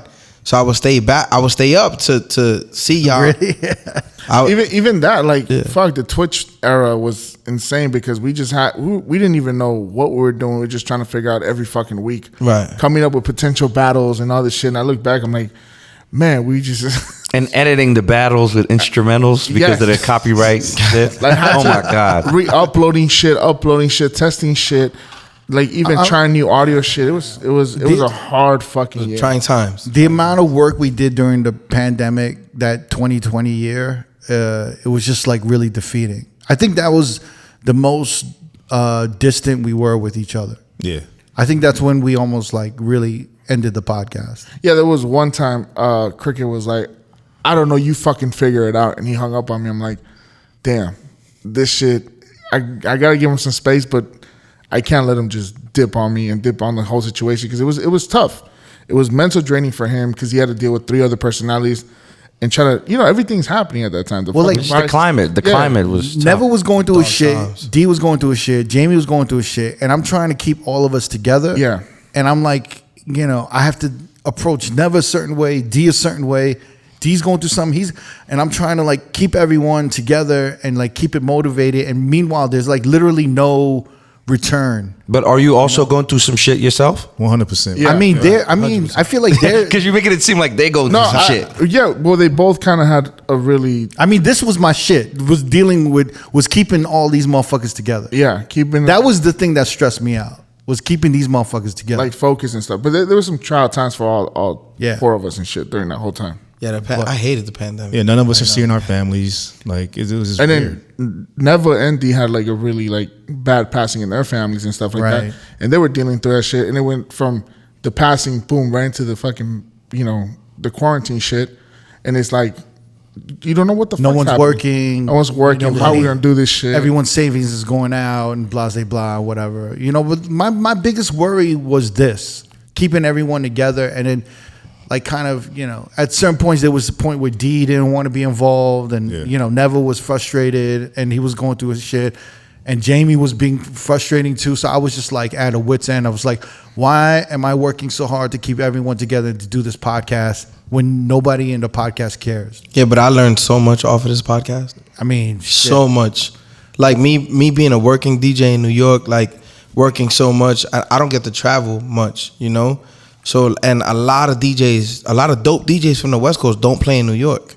A lot of DJs don't play in New York. Like, obviously, I ran into Five, Eric Deluxe, all those guys. Yeah. But you guys put me onto so many fucking dope DJs that I'm like, yo, this is fire. You know what I mean? Like, I would have never known Exile. I would have never known who's homie the 49ers DJ? Dynamic. I would have never known him. You know what I mean? And I really appreciate those dudes because they're pushing the Latino culture crazy on the West Coast. Yeah. And I really and I'm so grateful for y'all to put me on to those guys, because they're really on their P's and Q's when it comes to this shit, Yeah. JQ as well, so real talk, as somebody who's very closed in and very sheltered, thank y'all, real talk, because You were just shitting on West Coast. But now you're open to all this shit now. I'm the glue. I'm here to bridge the gap. We the glue, motherfucker. I'm here to bridge the gap. We the glue. No, but y'all really are the glue because y'all also created like a rapport between DJs who don't know each other. I don't even remember the names of the DJs, but there was the one homegirl who was like a foster parent. Tina T. Oh my God, that episode was amazing, and I just felt like I'm not a foster parent or a foster child, but I felt like her story was so powerful, and I felt like I knew her. And then there was the other homie from the DMV who does the weddings, Asian dude. Flips. DJ Flips. So I bumped into him, met him in DC, and he was like, I listened to your episode. I was like, oh shit, you're the wedding guy. I listened to your episode. Yeah. And we like immediately clicked up, and started rapping that night. So there's beyond, what the podcast means to y'all and means to like the individual DJs. Y'all are actually connecting people. Facts. In different cities and states, That's good to hear. It's funny. I never thought of it That's a fact. like that. But yeah, thank you. I mean, I would have never met none of y'all. Yeah. They'll take it all the credit. You're welcome, Nev. He was like, I never thought of that, but thank you very much. I'll take this award and we're like, hey, we want. Thank God. He's like the dude at the Academy Award that doesn't let anyone else speak. He just does a speech. He's like, I love you, Mom, and thank you. And then the music starts. We're like, wait, we wanted to thank our mom. God bless. We're gonna be here. Hey, yo, so Nudia wants to do another activity, right? Another activity. And then Moma, with the help of you, of course. That's right. You're gonna help us out a little bit. So we're gonna do, I don't know, like, what is this? You got these questions from the Newlywed Game or the dating game? Oh yeah, to see like how well y'all know each other. I guess this is meant for couples to see like it's about y'all are like in a relationship. The four of y'all. Okay. So this is like, here we go. This is like the road dating game, like the Newlywed Game. Welcome to. This is like the wrong music for this, right? Welcome to R.O.A.D Podcast Carpool. So Moma, You're going to ask all four of us, right? D, Neva, me, and Jamie. You're going to ask all of us questions. And I think it has to do with, like, it's a mix of questions about, like, you know, how well we know each other, the history of the podcast. Yeah, I was gonna say all these 5 years. It's all worked for this moment. All right, let's go. Let's see how good or bad this is gonna go. All right. Are we keeping a point count? Okay, let's do it. What's good? Welcome to the R.O.A.D podcast. I'm your host, DJ Moma. I got my co-host, Marty Rock. And we're going to ask some questions of the homies of the legendary R.O.A.D podcast. D Miles, you ready? Let's do it. Never? Yep. Crooked? I'm ready. Jamie? Yeah. All right, here we go. In one word, describe what you thought of your co-host when you first met them. This is a question for everybody or just D Mouse? I think it's for everybody. Okay. Miles, why don't you go first? Ooh, I met, let me see. Jamie, I thought he was like In one word. okay. So, give me so Jamie. Okay. Give me I got it. So Jamie just in fire one off word. words. Shy, Crooked? hustler, Nev? just Bronx. BX, Just son. Bronx. He was Fire. He was just so Bronx and just so his New York accent.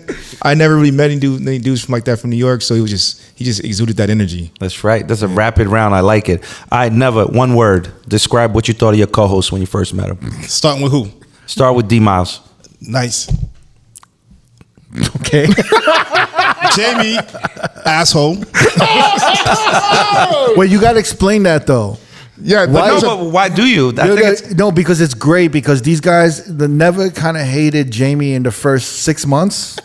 yeah. First month he hated the shit. And out it's all because Jamie made a joke about Never. yeah. He was like, what was it? I forgot You know, what it was continuously. It was a continuous about joke. my age. I kept calling him old or something like. Yeah, and it's like I don't even know this guy. He's joking with me like Yeah. this. Who the fuck is he? Yeah, because man? we're on the podcast and he's like, oh man, you old and shit. says- Like, I said some shit that If you listen to the I if you forgot listen what to it the first episode, I said, "Was you cool with DJ Cool Herc and them?" So that tells you I like, think you earned that title of an asshole. yeah, I'm a piece Nev, of shit. But what now did we're you best think? friends. So What did you think of Crooked when you first met him? But y'all met in New York, right? We met in New At York. Light. Yeah. I can't think of one word, but I just know he was. Oh man. What can I say? careful. Asian. An Asian hip hop DJ. first of its kind, rare. The first thing I thought of was 4 chicken wings, pork fried rice. Yo, Nev, how long have you known this dude? 20 plus years? Yeah. Crazy. Over. It's kind of hard. Crazy. Look, it's on his hand. So come on, man. no, honestly, give I me one thought- word. You could tell him. You could tell You him. know man. what? I word. thought he was. Honestly, I thought he was like he was quiet. Yo, that is the last fucking thing I'd associate Exactly. with Crooked. Yeah, exactly. I see it. Because the first time I saw him he was DJing at Light. What did you think of me DJing? I thought you was good. It was like solid. Yeah, everybody was like, "Yo, you gotta listen to this new DJ. We got this guy Crooked. He's really good, man. You'll like him." Oh, so he was like ready to hate a little Yeah, bit, right? he was ready for the hate. No, not at all. Nah, A little I bit. wasn't I like know that. Never. Who's this I was motherfucker? He taking my crown. Trying to take my shit, right? Trying to take my shit. All right. Okay, Crooked. All right. Me? No. Jamie. Oh, One word. One word for D Miles. Super cool. Like he was cool as fuck to me, like no other. And then Never, man, like he had no. Real shit. Relax. Don't make me take off your mic. Never was like just full of knowledge. Like he was just Wisdom. Knowledge. You thought- wisdom. He saw you and thought knowledge. Yeah, no. Yo, this is how.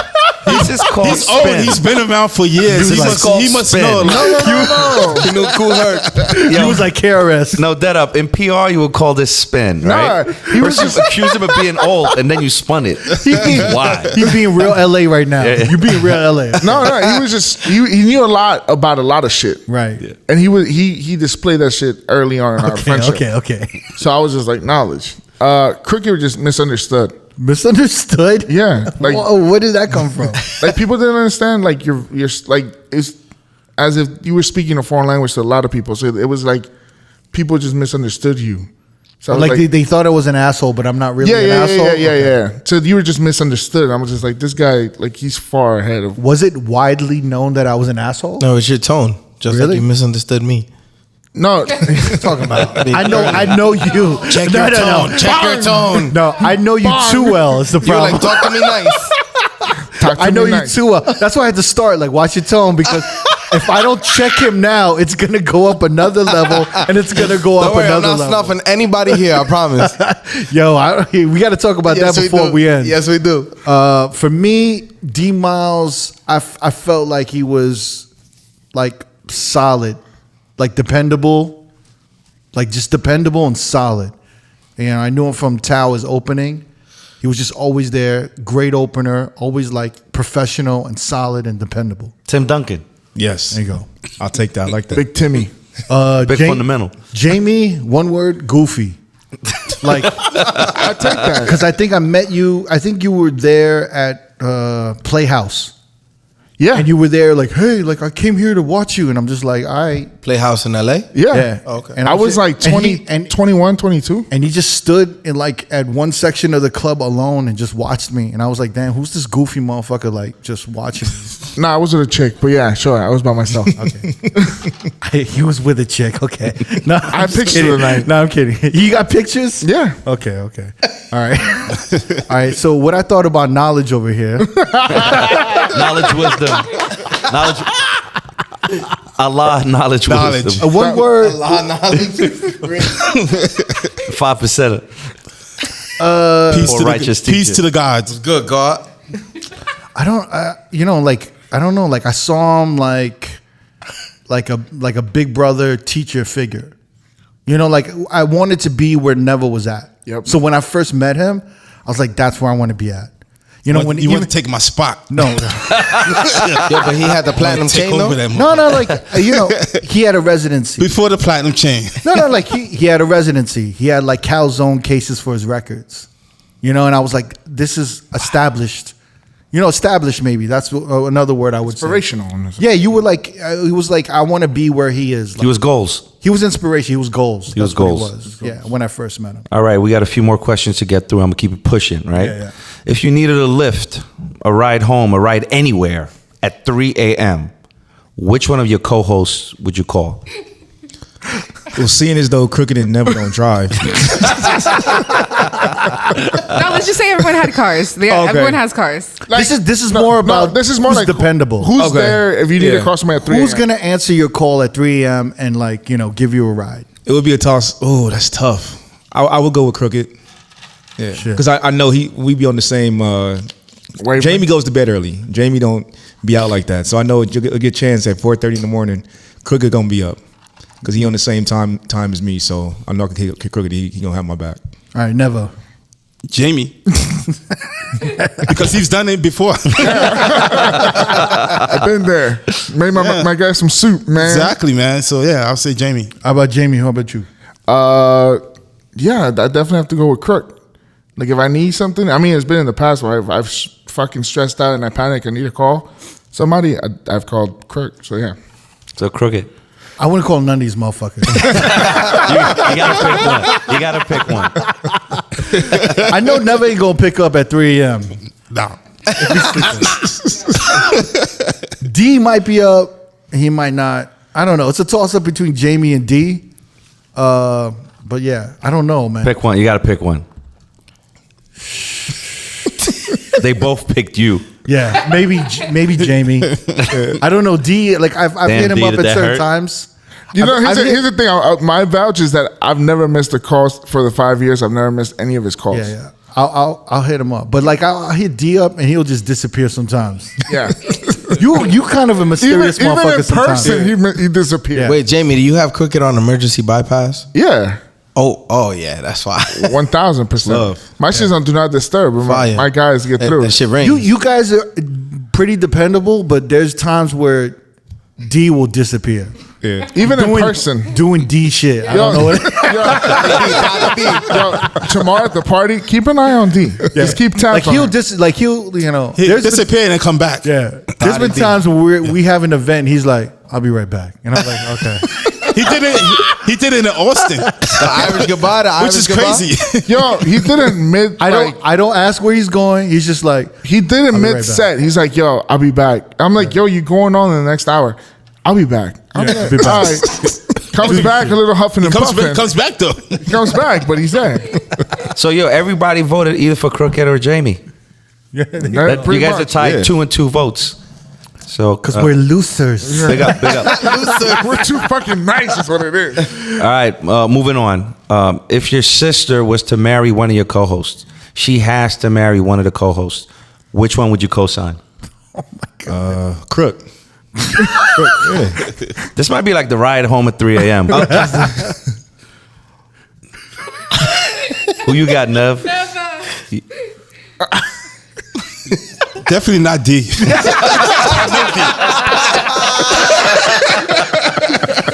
Thotty D. So it's between these two guys, Jamie and Crooked. You know what? I would say Jamie. Oh, man. This is running the same way as the 3 a.m. Facts. I would say Crook. You know what? Wait. Can I go back to before? You know what? Only reason I would say Jamie because when I first met Crooked, I would have said Crooked. But since I got to know him over the past couple of years, I'm like, nah. And narratives have changed. Whoa. Let's go Jamie. I would go Crook because I know my sister will be taken care of for sure. So yeah, I'll go Crook. Crook is not Once big- again with the 3 a.m., I wouldn't pick none of these motherfuckers. If I had to pick, you know what? I think I picked D. Because I think Oh fuck! no. I think if D, you know, I think if you found the right one, which would be my sister, and he knows me, he knows not to fuck around. But you just said he'd be to me. ghosting you. Yeah, but in no. Out person. of respect for me, he would know, like, he would have to act a certain way. You know what's funny? When I saw this question, I thought D too. Because, like, I mean, like, I feel like it exactly. When he finds the right person, he's going to be, like, the best partner ever. I Just appreciate that. haven't found the right person yet. Yeah, There's too many. There's too many. You know, maybe I'm like one of these motherfuckers where, like, oh, he could change. You know, he gonna change. But I think, like, he knows, like, if he did some shit to my sister and I found out, he would have to, like, talk to me, and I think that would be like a disappointing conversation, right? Yeah, for sure. Yeah, so I would trust D. All right, well, the conclusion is nobody wanted their sister to marry Never. That's fucked up. Next question. Did you ever have any regrets working on the podcast? D. Yeah. Just because I think we talked about it last year, but I didn't know where I stood or where I fit in. I remember that. So I struggled for a long time trying to figure that out, and it exuded in the way I was being on the podcast. But now I'm in like a great comfort, and we're in a great space, all of us, I feel, and I look forward to it. You know what I mean? Like I love it. That's funny. what's up. It's funny because, like, months after, you know, you feeling like you didn't have a place or a voice on the podcast, you had like one of the more standout voices, and you were like holding down some of the podcasts. Like, I remember Nudia would like review some of the episodes. She's like, D really saved this episode, you know? Yeah. And shit like that. That's crazy. But you know, yeah. I mean, I think, to be honest with you guys, wait, what? But are you still answering on behalf of D? No. I want You had any I want to regrets? just double down on you. Like you said, like you saying, like you're in a good place with the podcast. Yeah. I honestly feel that we're all finally approaching recording, and like we're having fun. Yes. You know, and that's something maybe we were struggling with maybe a year ago. Maybe But a I little bit feel longer. maybe longer than that. But I feel like we're finally in a place where we look forward to recording. It's like the easiest thing. Now it's like easy. I don't Yo, know. bro, but you don't think it's like therapeutic for y'all? In a way? 100%. Like therapeutic? Because we wouldn't be meeting up and talking to each other. Right, but that's what I'm saying. Yeah. It's kind of therapeutic, right? Yeah, for sure. Yeah, 100%. and then plus there's like a good 45 minutes or an hour where we all catch up. Right. You know, we're setting up the mics and we're catching up. Right. And that's like, so when I watch these motherfuckers, I'm like, wow, this is really important that we meet like this, you know? Yeah. But go ahead. Yeah, sorry. That's fire. Yeah. That was my answer though. Facts. Yeah. Never. Do you ever have any regrets working on the podcast? You ain't regret telling Nah, the you know world what? about No, your no. balls? I've never heard never moan. The only time I had regrets was during the pandemic. Yeah. That was about it. Other than that, no, never had any regrets about doing it. What was the regret during the pandemic? It was just so much work. It was a lot, and it was just like a hard time at the time. It was like going through a lot of shit. It was just But I mean, a lot of people were depressed, and when you're depressed, you just don't want to do shit. You know? exactly. A lot of people felt feelings of depression and stress and anxiety. So I believe that. Jamie. Damn. No regrets, but definitely some hard times that made me question myself and where I stood in the podcast. Something like D. More so that I think approaching the podcast, trying to find your voice and try to find your footing. I think that's the toughest part because so many people listen and then they have a perception of you. And sometimes people think, like Kirk, like people don't approach him as they should. They'll listen to him for hours and hours, but if we're out, they're like, yo, y'all really fuck with the podcast. You tell Crooked that I'm like, well, he's standing right next to me. And that's the like the thing. Like it's just like some of us get approached differently, but try to find your footing and who you are in the whole situation. Even me, like I'm the youngest one and I'm kind of coming in the rookie. Like I'm a younger demographic. Hey, stop playing the age card, all right?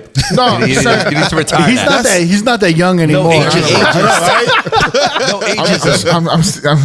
No But that's what I'm saying. discrimination. It's a safe space. Can I tell you something? A funny thing about him is there was a point where, like, in the beginning of the podcast, we were just like we were dogging on you, right? Yeah. Like I was just for like the first 2 years. I was cracking on him nonstop, like, and he was like he would come to me. He's like, I think there was a point you came to me. You're like, I came to all of you guys. Like no one respects me, man. I'm just like the butt of the joke. Like I'm just like I'm the jester. I'm the clown of the show. And I'm like, yo, don't worry. Like you're young. Like you're gonna everything you say. Was it kind of like hazing? A little bit. Yeah, it's like Because the thing is like, you know, he has like a brief history with DJing. But the thing is, when he came to the podcast, he's speaking like he knew about DJing and clubs. Well, he was probably more lit than y'all because you had your sneaker thing going on, right? yeah. So I come from So like, in terms of like technically in terms of clout or whatnot, he was more lit than all of y'all. But he was the most junior as a DJ. Yeah, Right. And I came from a world where I was champion and praised and all this shit. Then just the butt end of the joke is like, oh fuck, like Yeah. So it was like a wake up call. But it's also their culture when they're from. You got to remember they're from New York. So No, this was everybody, bro. No, but this is- listeners. no, But no, everyone was leaving comments like Jamie needs to go. Yeah. Like they were like, we hate Jamie. Like people like, were like, this yo, podcast is dope, but whoever that dude Jamie is, he needs to go. Yeah. So he was feeling like shit. And because we were clowning on him. And it was like, not just Instagram comments. It was Instagram comments. It was just like SoundCloud comments. Podcast, like Apple Podcast reviews was like 5 stars, and the last 2 sentences was like, we should really get rid of this guy. You know, It's just- That's terrible. And I remember I told you this. I said, yo, everyone that hates you now is going to love you in like the next couple of years. He's like, no, they're not, crooked. I'm like, yeah. Now he's like the most lovable motherfucker. You're the most likable motherfucker on the whole podcast now. Yeah. no, but I'm telling you that there was Like you talk to him, Mo. You talk to him sometimes more than Yo, for whatever it's worth, I thought you was likable from the jump. All right? Thanks, buddy. Great spin. Oh. No,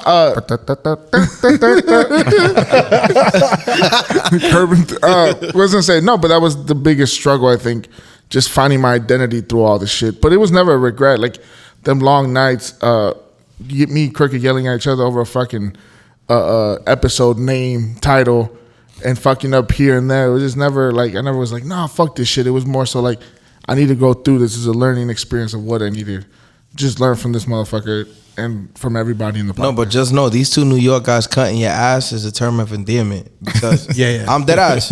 Because if somebody else would have tried to come and do that, they were gonna be the first ones to have your back. Oh no, never. I mean? I don't know about that, but It's a term of endearment, right? somebody was coming like making comments in front of Never not too long ago. Never's like, yo, I got fucking pissed off. I almost told this motherfucker shit is not. I was just like, hey, yo. It's funny, like people would like, I would clown him on the episodes and then they would DM me like, yo, like what a fucking idiot. Like they would DM me that shit and I would like, nah, he's not an idiot. It's like we only could talk shit about him, but outside, hours. you better chill. He's our idiot. All right, Crooked. Any regrets working on the podcast? I think this year I was at a crossroads. Yeah, we would. Yeah. And then I was like, because I was struggling to find a video editor. But once I found a video editor, shout out to Alex. I'm beyond amazing. We communicate really great now. We've been working with him like 4 months or 5 months. 6 months. It's a godsend. I don't want y'all really leveled up with the videos, man. Yeah. Y'all really leveled up. It was just so much work on me and Jamie's, like, you know, on our shoulders. And I even had a conversation with DJ Sitton. I was like, I don't know how long we can keep doing this. Yeah.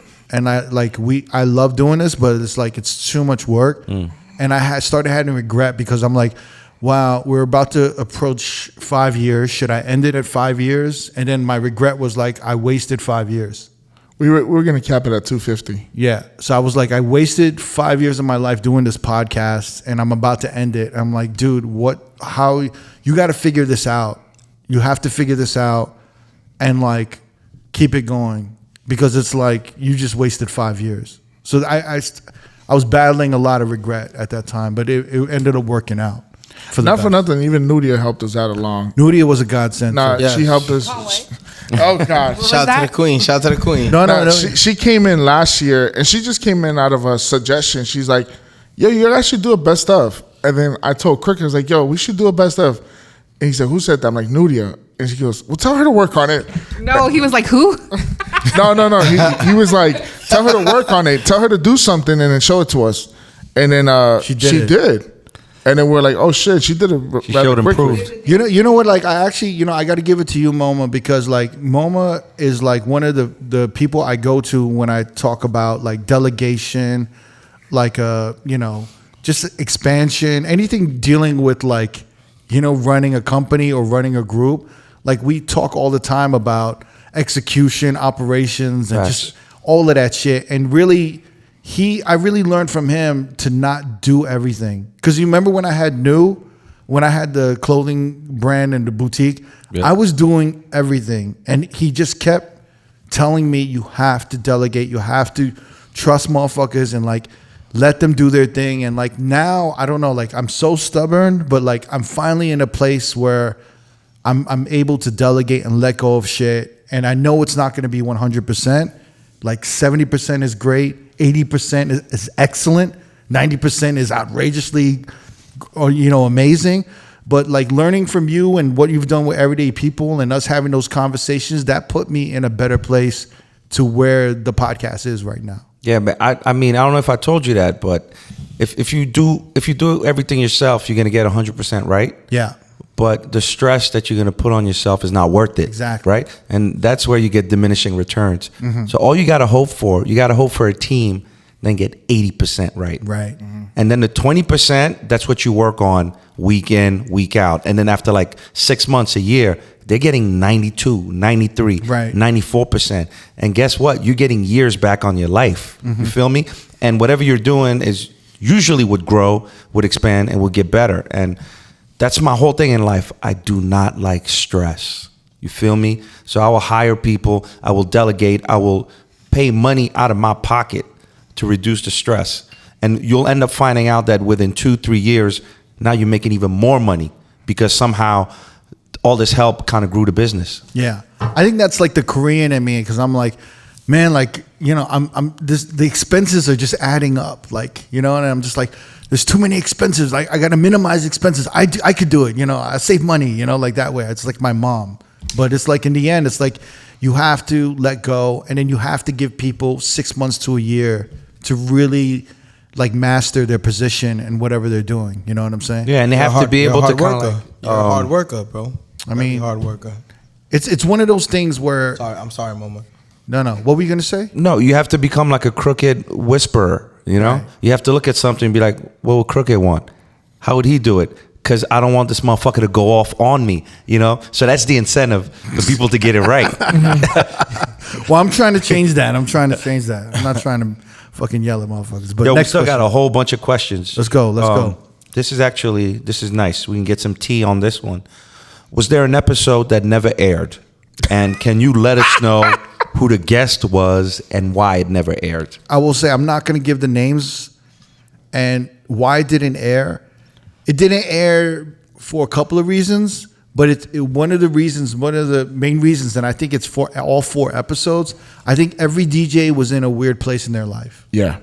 And I think they were being honest and they were being authentic, but we were protecting them. Mm-hmm. And I thought that episode airing would affect people's perception on them and their career. And the livelihood. And so I thought, That's real shit. I don't like to put out episodes that affect motherfuckers' livelihoods. Yeah. Real shit. I don't want to be that podcast that is like fucking people up. I want to celebrate motherfuckers. Or I want to find some type of, if we're lost, let's like try to find a compromise where we were all on the same page. There's got to be something redeeming. Exactly. The whole thing. So right? It wasn't that the episodes were bad. It was that something was I didn't want people seeing them that way. It was a bad look. It would have been a bad look. It would have been a bad look, but it's like I'm being overly protective. So I was just like, I don't want them seen that way. They're dope DJs. They're dope people. And this isn't a good representation of who they are. Yo, bro, but this just reiterates how much of real ones y'all are. Like Facts. What y'all do for this community is like, and I know one of the people that you had on one of those episodes that you didn't air. Yeah. And that's my brother. Yeah. And I fucked with him during that era where he was like, yo, fuck all that. That shit is beneath me. That shit is corny. This, that, and the third. And I felt his energy around the same time, that he had came on here. And for y'all to make that call is very, very, very real shit, because when you're in the market that he worked in at the time, it's very similar to New York. You're being put through the ringer.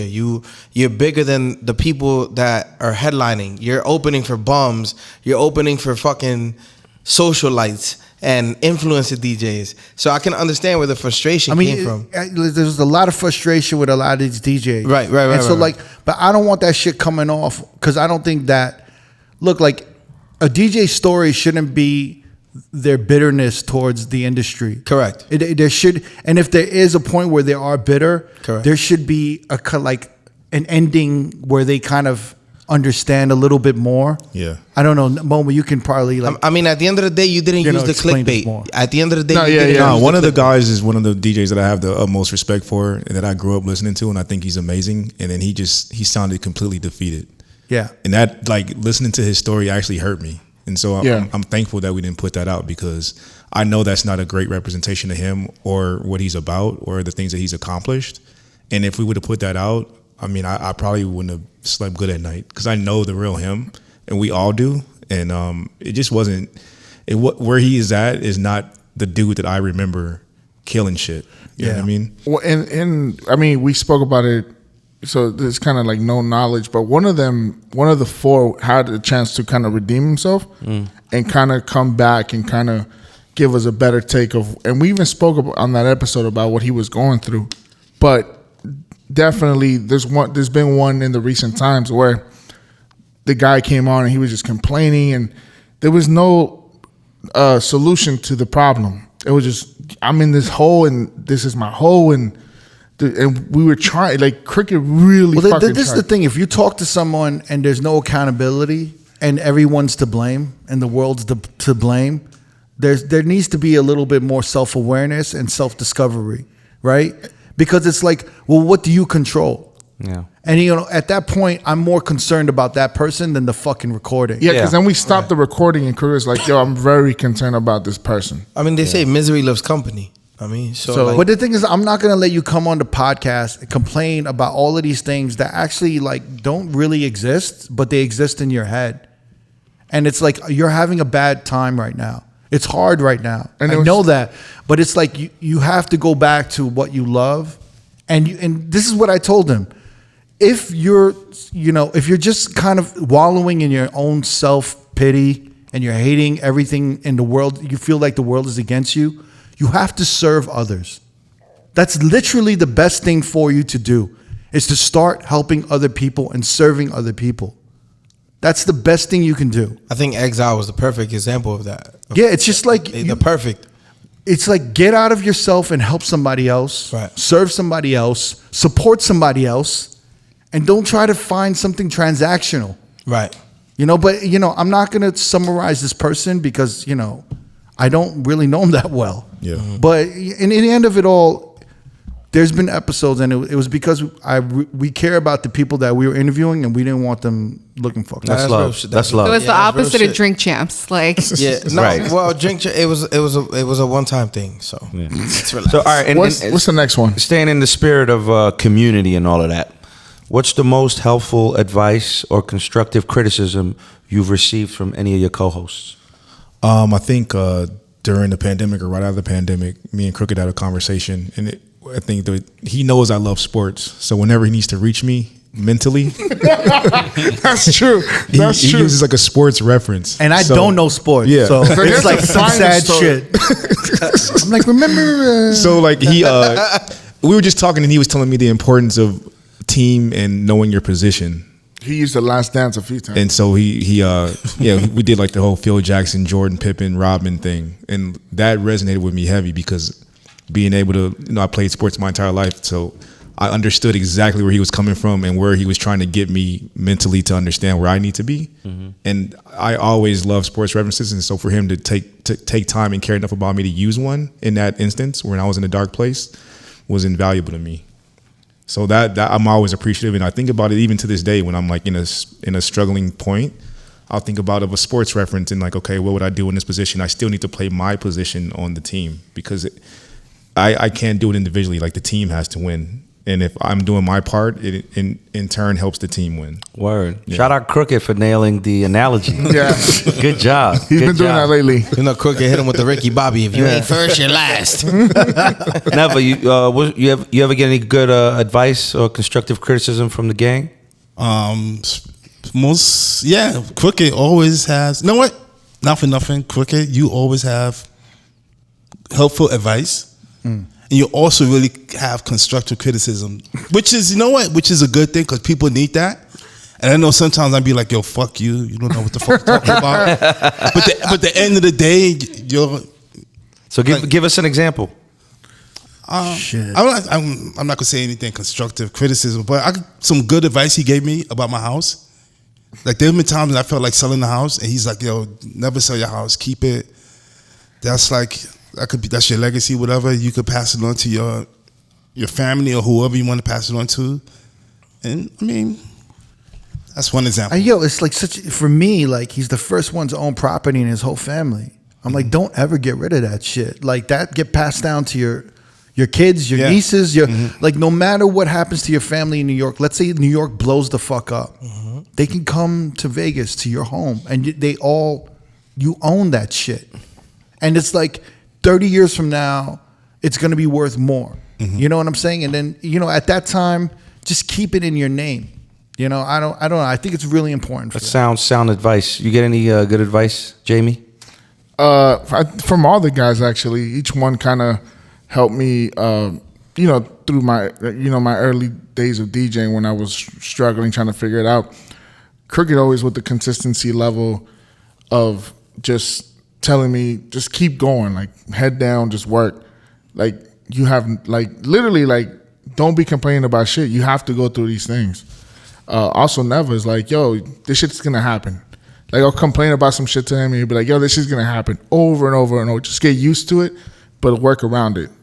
And do the same way. Just, yo, you should go out, network with people. One thing that Crooked always tells me is like, try to better one thing in your DJ career, and that's gonna change your whole perspective. If it's a new logo, if it's business cards, if it's a website, if it's a mixtape, if it's anything, Shout out Crooked, the advice column, yo. Yeah. I feel like Crooked put in this question because he knew. He knew everyone. Because I didn't write that question. Crooked, He needed to shine. Crooked wrote that question. I'll take that. And I'll take not that. only I'll that, take like, that. I think and not for nothing, as much as he's hard on us and shit, like he's our biggest cheerleader at the end of the day. Like he just wants us all to succeed. He wants the whole team to, as a group, to win and individually to win. And he's our biggest cheerleader. He's down to help us with whatever we need at any time. Like if he's half asleep and I call him and I can tell I woke him up, I'm like, yo, I'm sorry I woke you up. He's like, no, what's going on? Like he's always there and ready to help and ready just to buckle down and go to war with you. How about you, Crooked? Crooked, me. I want to thank me. I want to thank me because I've always given myself the best advice. No, Hi, Snoop. no, you know what? I learned from all three of these dudes, and like, it's honestly I learned because like I make mistakes. They're not talking about the mistakes I make. So when I make mistakes, like there's a time when, you know, D did something and I fucking yelled at D in front of everybody. And then he pulled me aside. He's like, look, you know, like, I'd rather you talk to me on the side and not fucking, you know, chew me out in front of other motherfuckers. And then I learned, like, wow, like, don't fucking embarrass your fucking crew. You know, you got to do, like, these coaching sessions one-on-one. So I learned from that, you know. And there's times when I speak to Jamie, you know, like, I grew up on guilt. So like sometimes when I motivate people, I'm using guilt, and it affects Jamie a lot. You know, he has some personal issues with guilt. Yeah. So like for me, I had to hold that back, and I had to find another way to approach working with Jamie, and it would never, like, we just have a long ass history. So with me and Neva, it's just like it's a brotherhood with me and him. You know, it's like, so I have to just learn that honestly, the first thing, like, you know, there's shit that, like, when you're friends for 20 plus years, there's a lot of shit there, bro. You know, like, bad shit happens, you let each other down and shit. But I just learned that my priority with Neva is, like, I love him like a brother. So anything else that gets in the way, I have to learn to live with it and let it go, because in the end, I can't stop not loving him. That's family right there, man. So, you know what I'm saying? So like, I can't not love him. So I have to let it go and just, like, you know, and just know that, like, yo, I have to create boundaries if certain shit, but it's like in the end, like, him being there and being a part of my life is more important than any mistakes or anything he could do to me. So it's just one of those things where I learned that with Nev. This is a question that I don't think we need to elaborate on because we probably answered it already through all the previous questions, but I kind of like it. And it goes, have you ever experienced a frustrating incident working on the podcast, and why was it DJ Crooked's fault? Man. And we don't need to deep dive into that one. Move past that one. So check it out. Let's get into, like, some gossip. When was the last time you were jealous of another DJ? Oh, man. Damn. Do we have to mention the DJ? Or no? I'm gonna be honest with you. Yeah. I'm jealous of DJs all the time. Yeah. But you know what? Like, I'm extremely jealous of, and this is like what you guys would never expect. I'm jealous of DJs who are like fathers with families.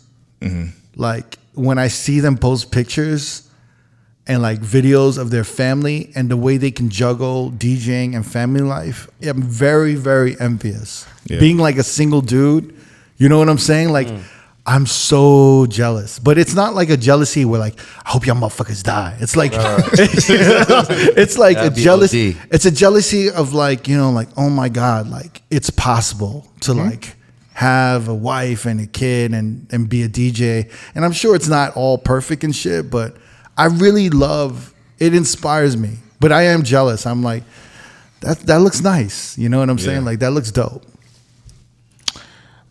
I don't think it's jealousy, like, in a bad way, but Moma. Because I've been like, damn, this motherfucker gets to play whatever the fuck he wants. and he has a gig every week, and he doesn't get yelled at by people. A lot of people are jealous of you, Moma. Yeah, but I'm jealous. of Moma. me. It's one of the hold on. Moma, I was just gonna gonna saw the Beyonce say commercial. you also, because when I see you in that Beyonce commercial, I was like, this mother. But I was happy for you. I did not write this question And for the record. I'm gonna did keep it a not buck. write I'm gonna keep it a buck. I've said this shit to a few people. I always wonder why AM wanted to be like Ellie. Like I always wonder why he said if I could switch lives or DJ careers with anybody, it would be Ellie Escobar. Really? And I was AM would say that, and I always wonder why the fuck he said that till I met Moma, and I was like, if I can switch with lives with anybody, it would definitely be I mean, Moma. the one thing me and Ellie have in common is we play by our own rules. Yes, you And- play at and your own once- field. Once you get there and you're not beholden to like the rules of nightlife or celebrity or capitalism or trends, it's a stress-free environment. Yes. You know? And now we're at the point where we got the following where we can earn a good living. I mean, I'm in a good place. You know what I'm saying? Keep rubbing it in, motherfucker. And I've had opportunities that I've turned down for like really major shit. Yeah. That I felt would kind of disturb my balance. You know? Yeah. Like, I'm a New Yorker. If you live in Manhattan and you walk down the street and you get a bagel and you walk down the West Side, like you've got it made. You do not need anything else. You know what I'm saying? You don't need a private jet. You don't need to be in front of 50,000 people at the weekend. So that's just the beauty of playing by your own set of rules. But it takes a while to get there, man. Yeah. Not even gonna hold you. That's the only thing. I think I'm very similar to Crooked. Like I come from a very, very loving family, and a lot of my siblings, a lot of my cousins, they all have families and kids. And I'm like the guy showing up to the kid's birthday party by myself.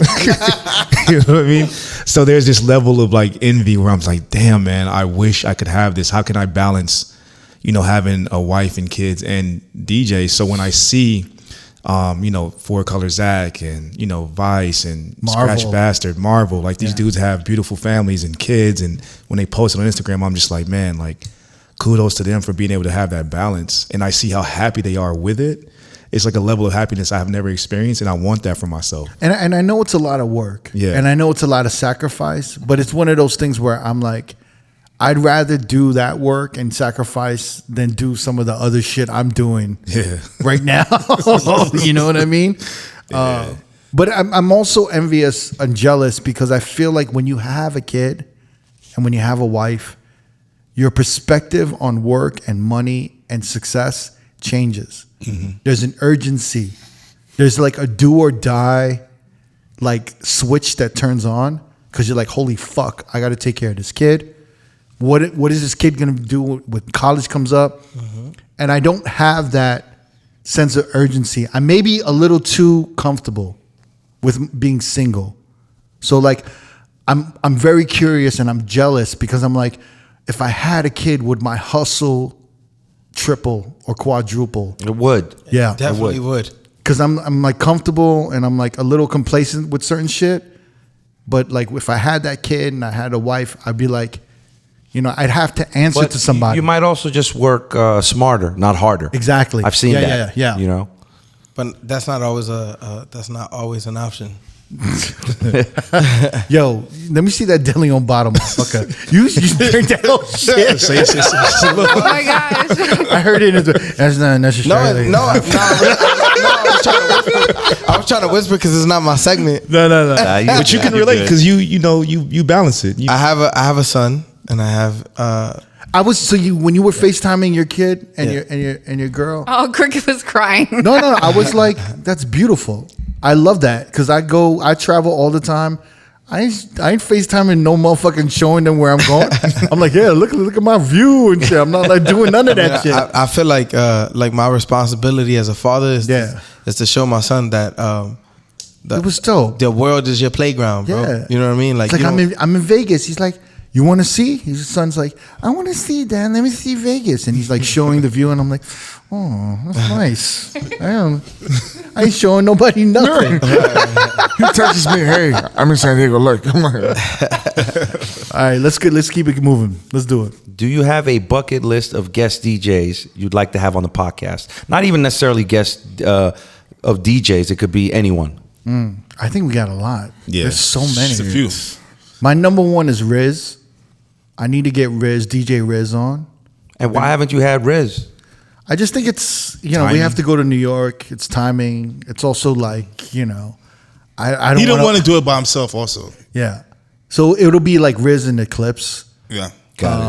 But it's also like I should have reached out to him earlier, but I'm just really bad. When I look up to certain motherfuckers, I don't want to bother them. You know what I'm saying? Like I feel don't, you. So like I feel like if I'm not talking to them regularly, like I'm But just Riz is like, such a like chill, approachable dude. I know, but it's just in my head. It's like I don't talk to him regularly. So then when I do reach out, I don't know what he's going through in life.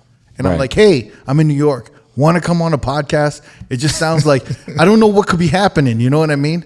So I kind of want to like feel the temperature out or have somebody that talks to him regularly, like figure out what's going on. But Riz is up there. I think we even spoke to Jazzy Jeff. He's mine. Yeah. Jazzy Jeff would definitely be mine. Jazzy Jeff is up there. I think, but he's down. Like we met him at South by Southwest, and he's like, I'm down. It's just like, when are we going to be in Philly or when is he going to be He lives in Vegas? Delaware. Is he Delaware? He lives in He Delaware. lives in Delaware. Maybe y'all should do something For the playlist retreat. for the playlist retreat. We just crash it, right? Crash it. Just show up. Fuck it. Yo, pitch your own tent. Pause. Just like wait outside of his crib and interview motherfuckers walking in or some shit. That was the The best mics and one, the camera, Westy. Wait, what is there anyone else? You know what? We almost had him, but I don't know what happened. Stretch Armstrong. Oh, Stretch would be great because he's the king of radio. Yeah, I gotta do Stretch and Bobito together. That'd be great. Stretch and Bobito be fire. Yeah. You know who else I want to get? And I don't know if he would ever do it. Is like I want to get some of these club owners. So I would love to get like cool. Andrew Sasson. I know I he don't would think never he would do wanna it. do it. He would never do it. But Andrew Sasson, when I first moved to Vegas, he was what was he like? He owned Light Group, Yeah. and he was the most charismatic, most interesting, crazy, wild, empathetic owner I've ever met. He was like extremes of good and extremes of bad.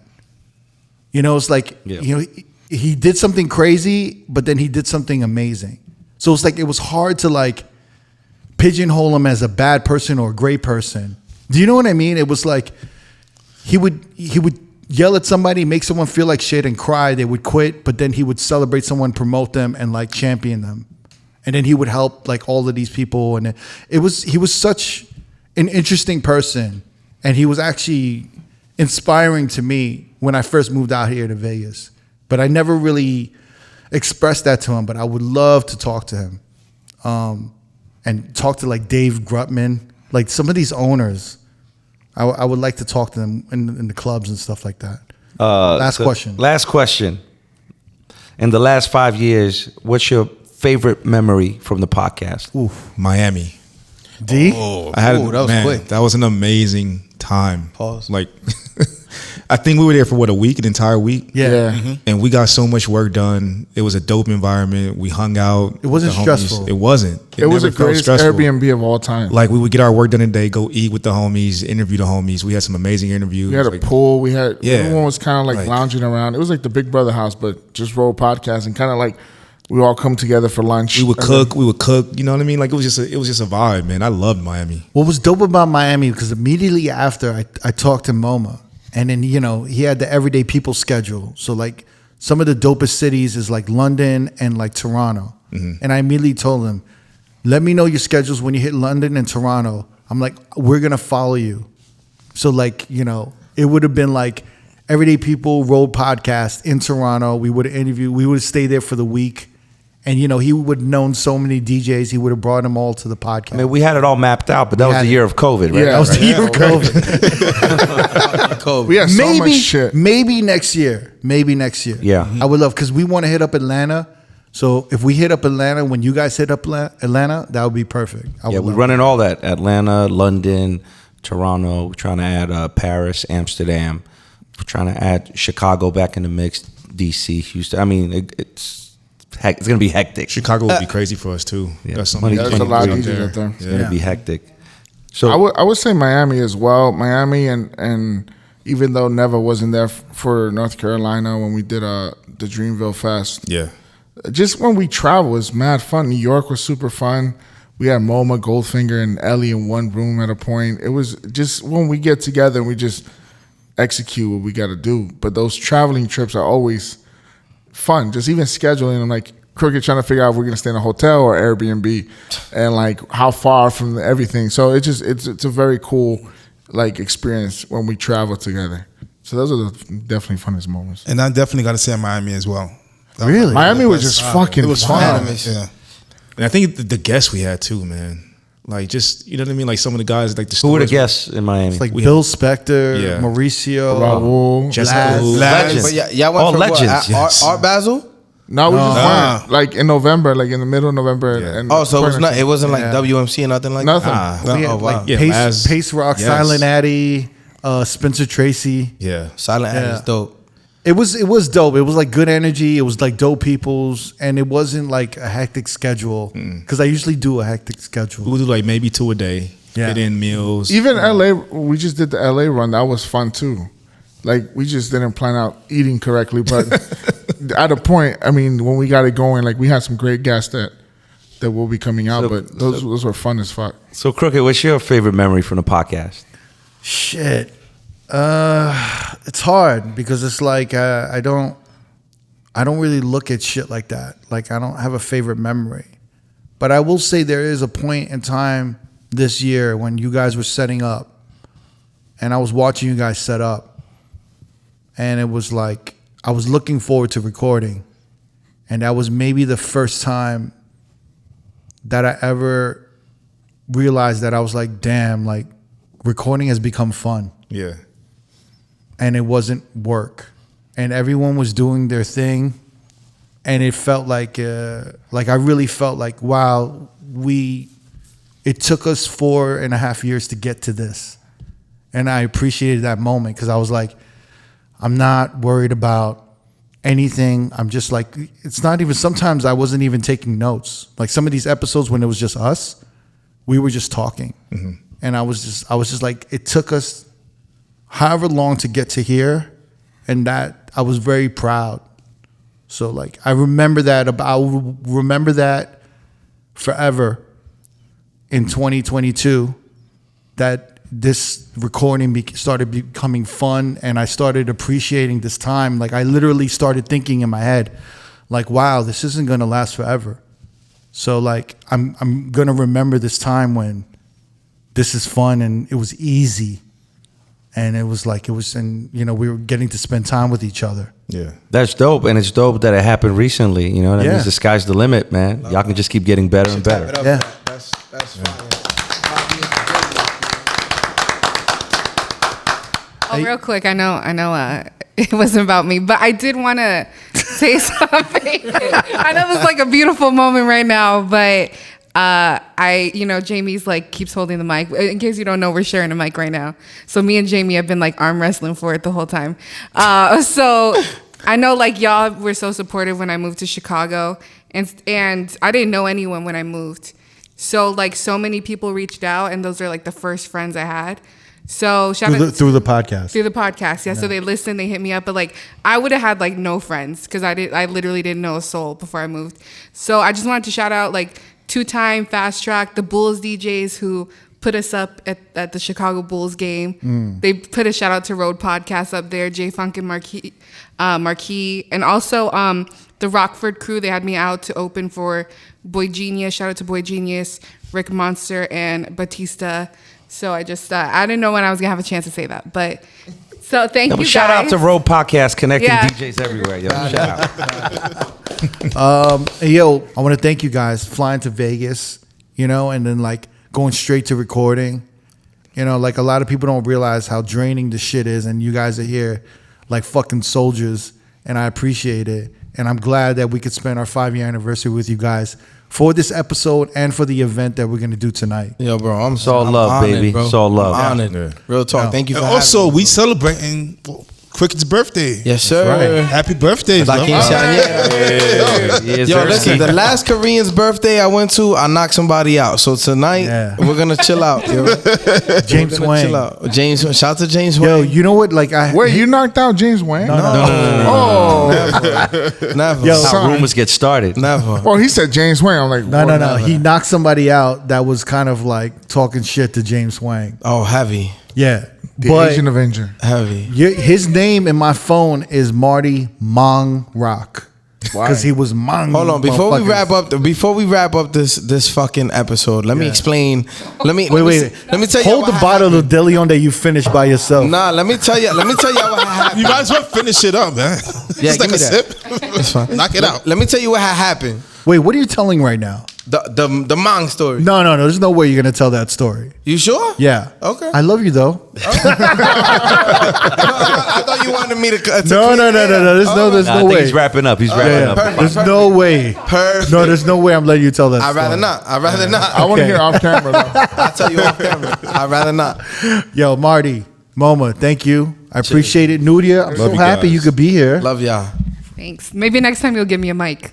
Oh, my God. It's never good enough. It's never good enough. Shout out to Alex. He couldn't make it. Shout out to him for all the fucking hard work. For real, we need to have a round of applause for Alex. Alex, that guy. yo, if it wasn't for Alex, a video editor, This shit might not be happening. you know, We'll be recording right now. Shout to Alex in Atlanta. This podcast would not continue without you, bro. So I love you. Thank you. White so much. chocolate, very own. White chocolate. Shout to you. Actually, he was at Everyday People too in Atlanta. Oh, that's what's up. Yeah. He posted about it. He loved it. What's up? All right, man. 5 years in the pocket. Yep. Love y'all. See y'all tonight. See y'all tonight. Here's to another 5, y'all. We celebrating tonight. Peace. If you want to watch more episodes from R.O.A.D Podcast, click either links on the left or the right. Don't forget to subscribe to our YouTube page and get updated on new uploads throughout the week. Peace.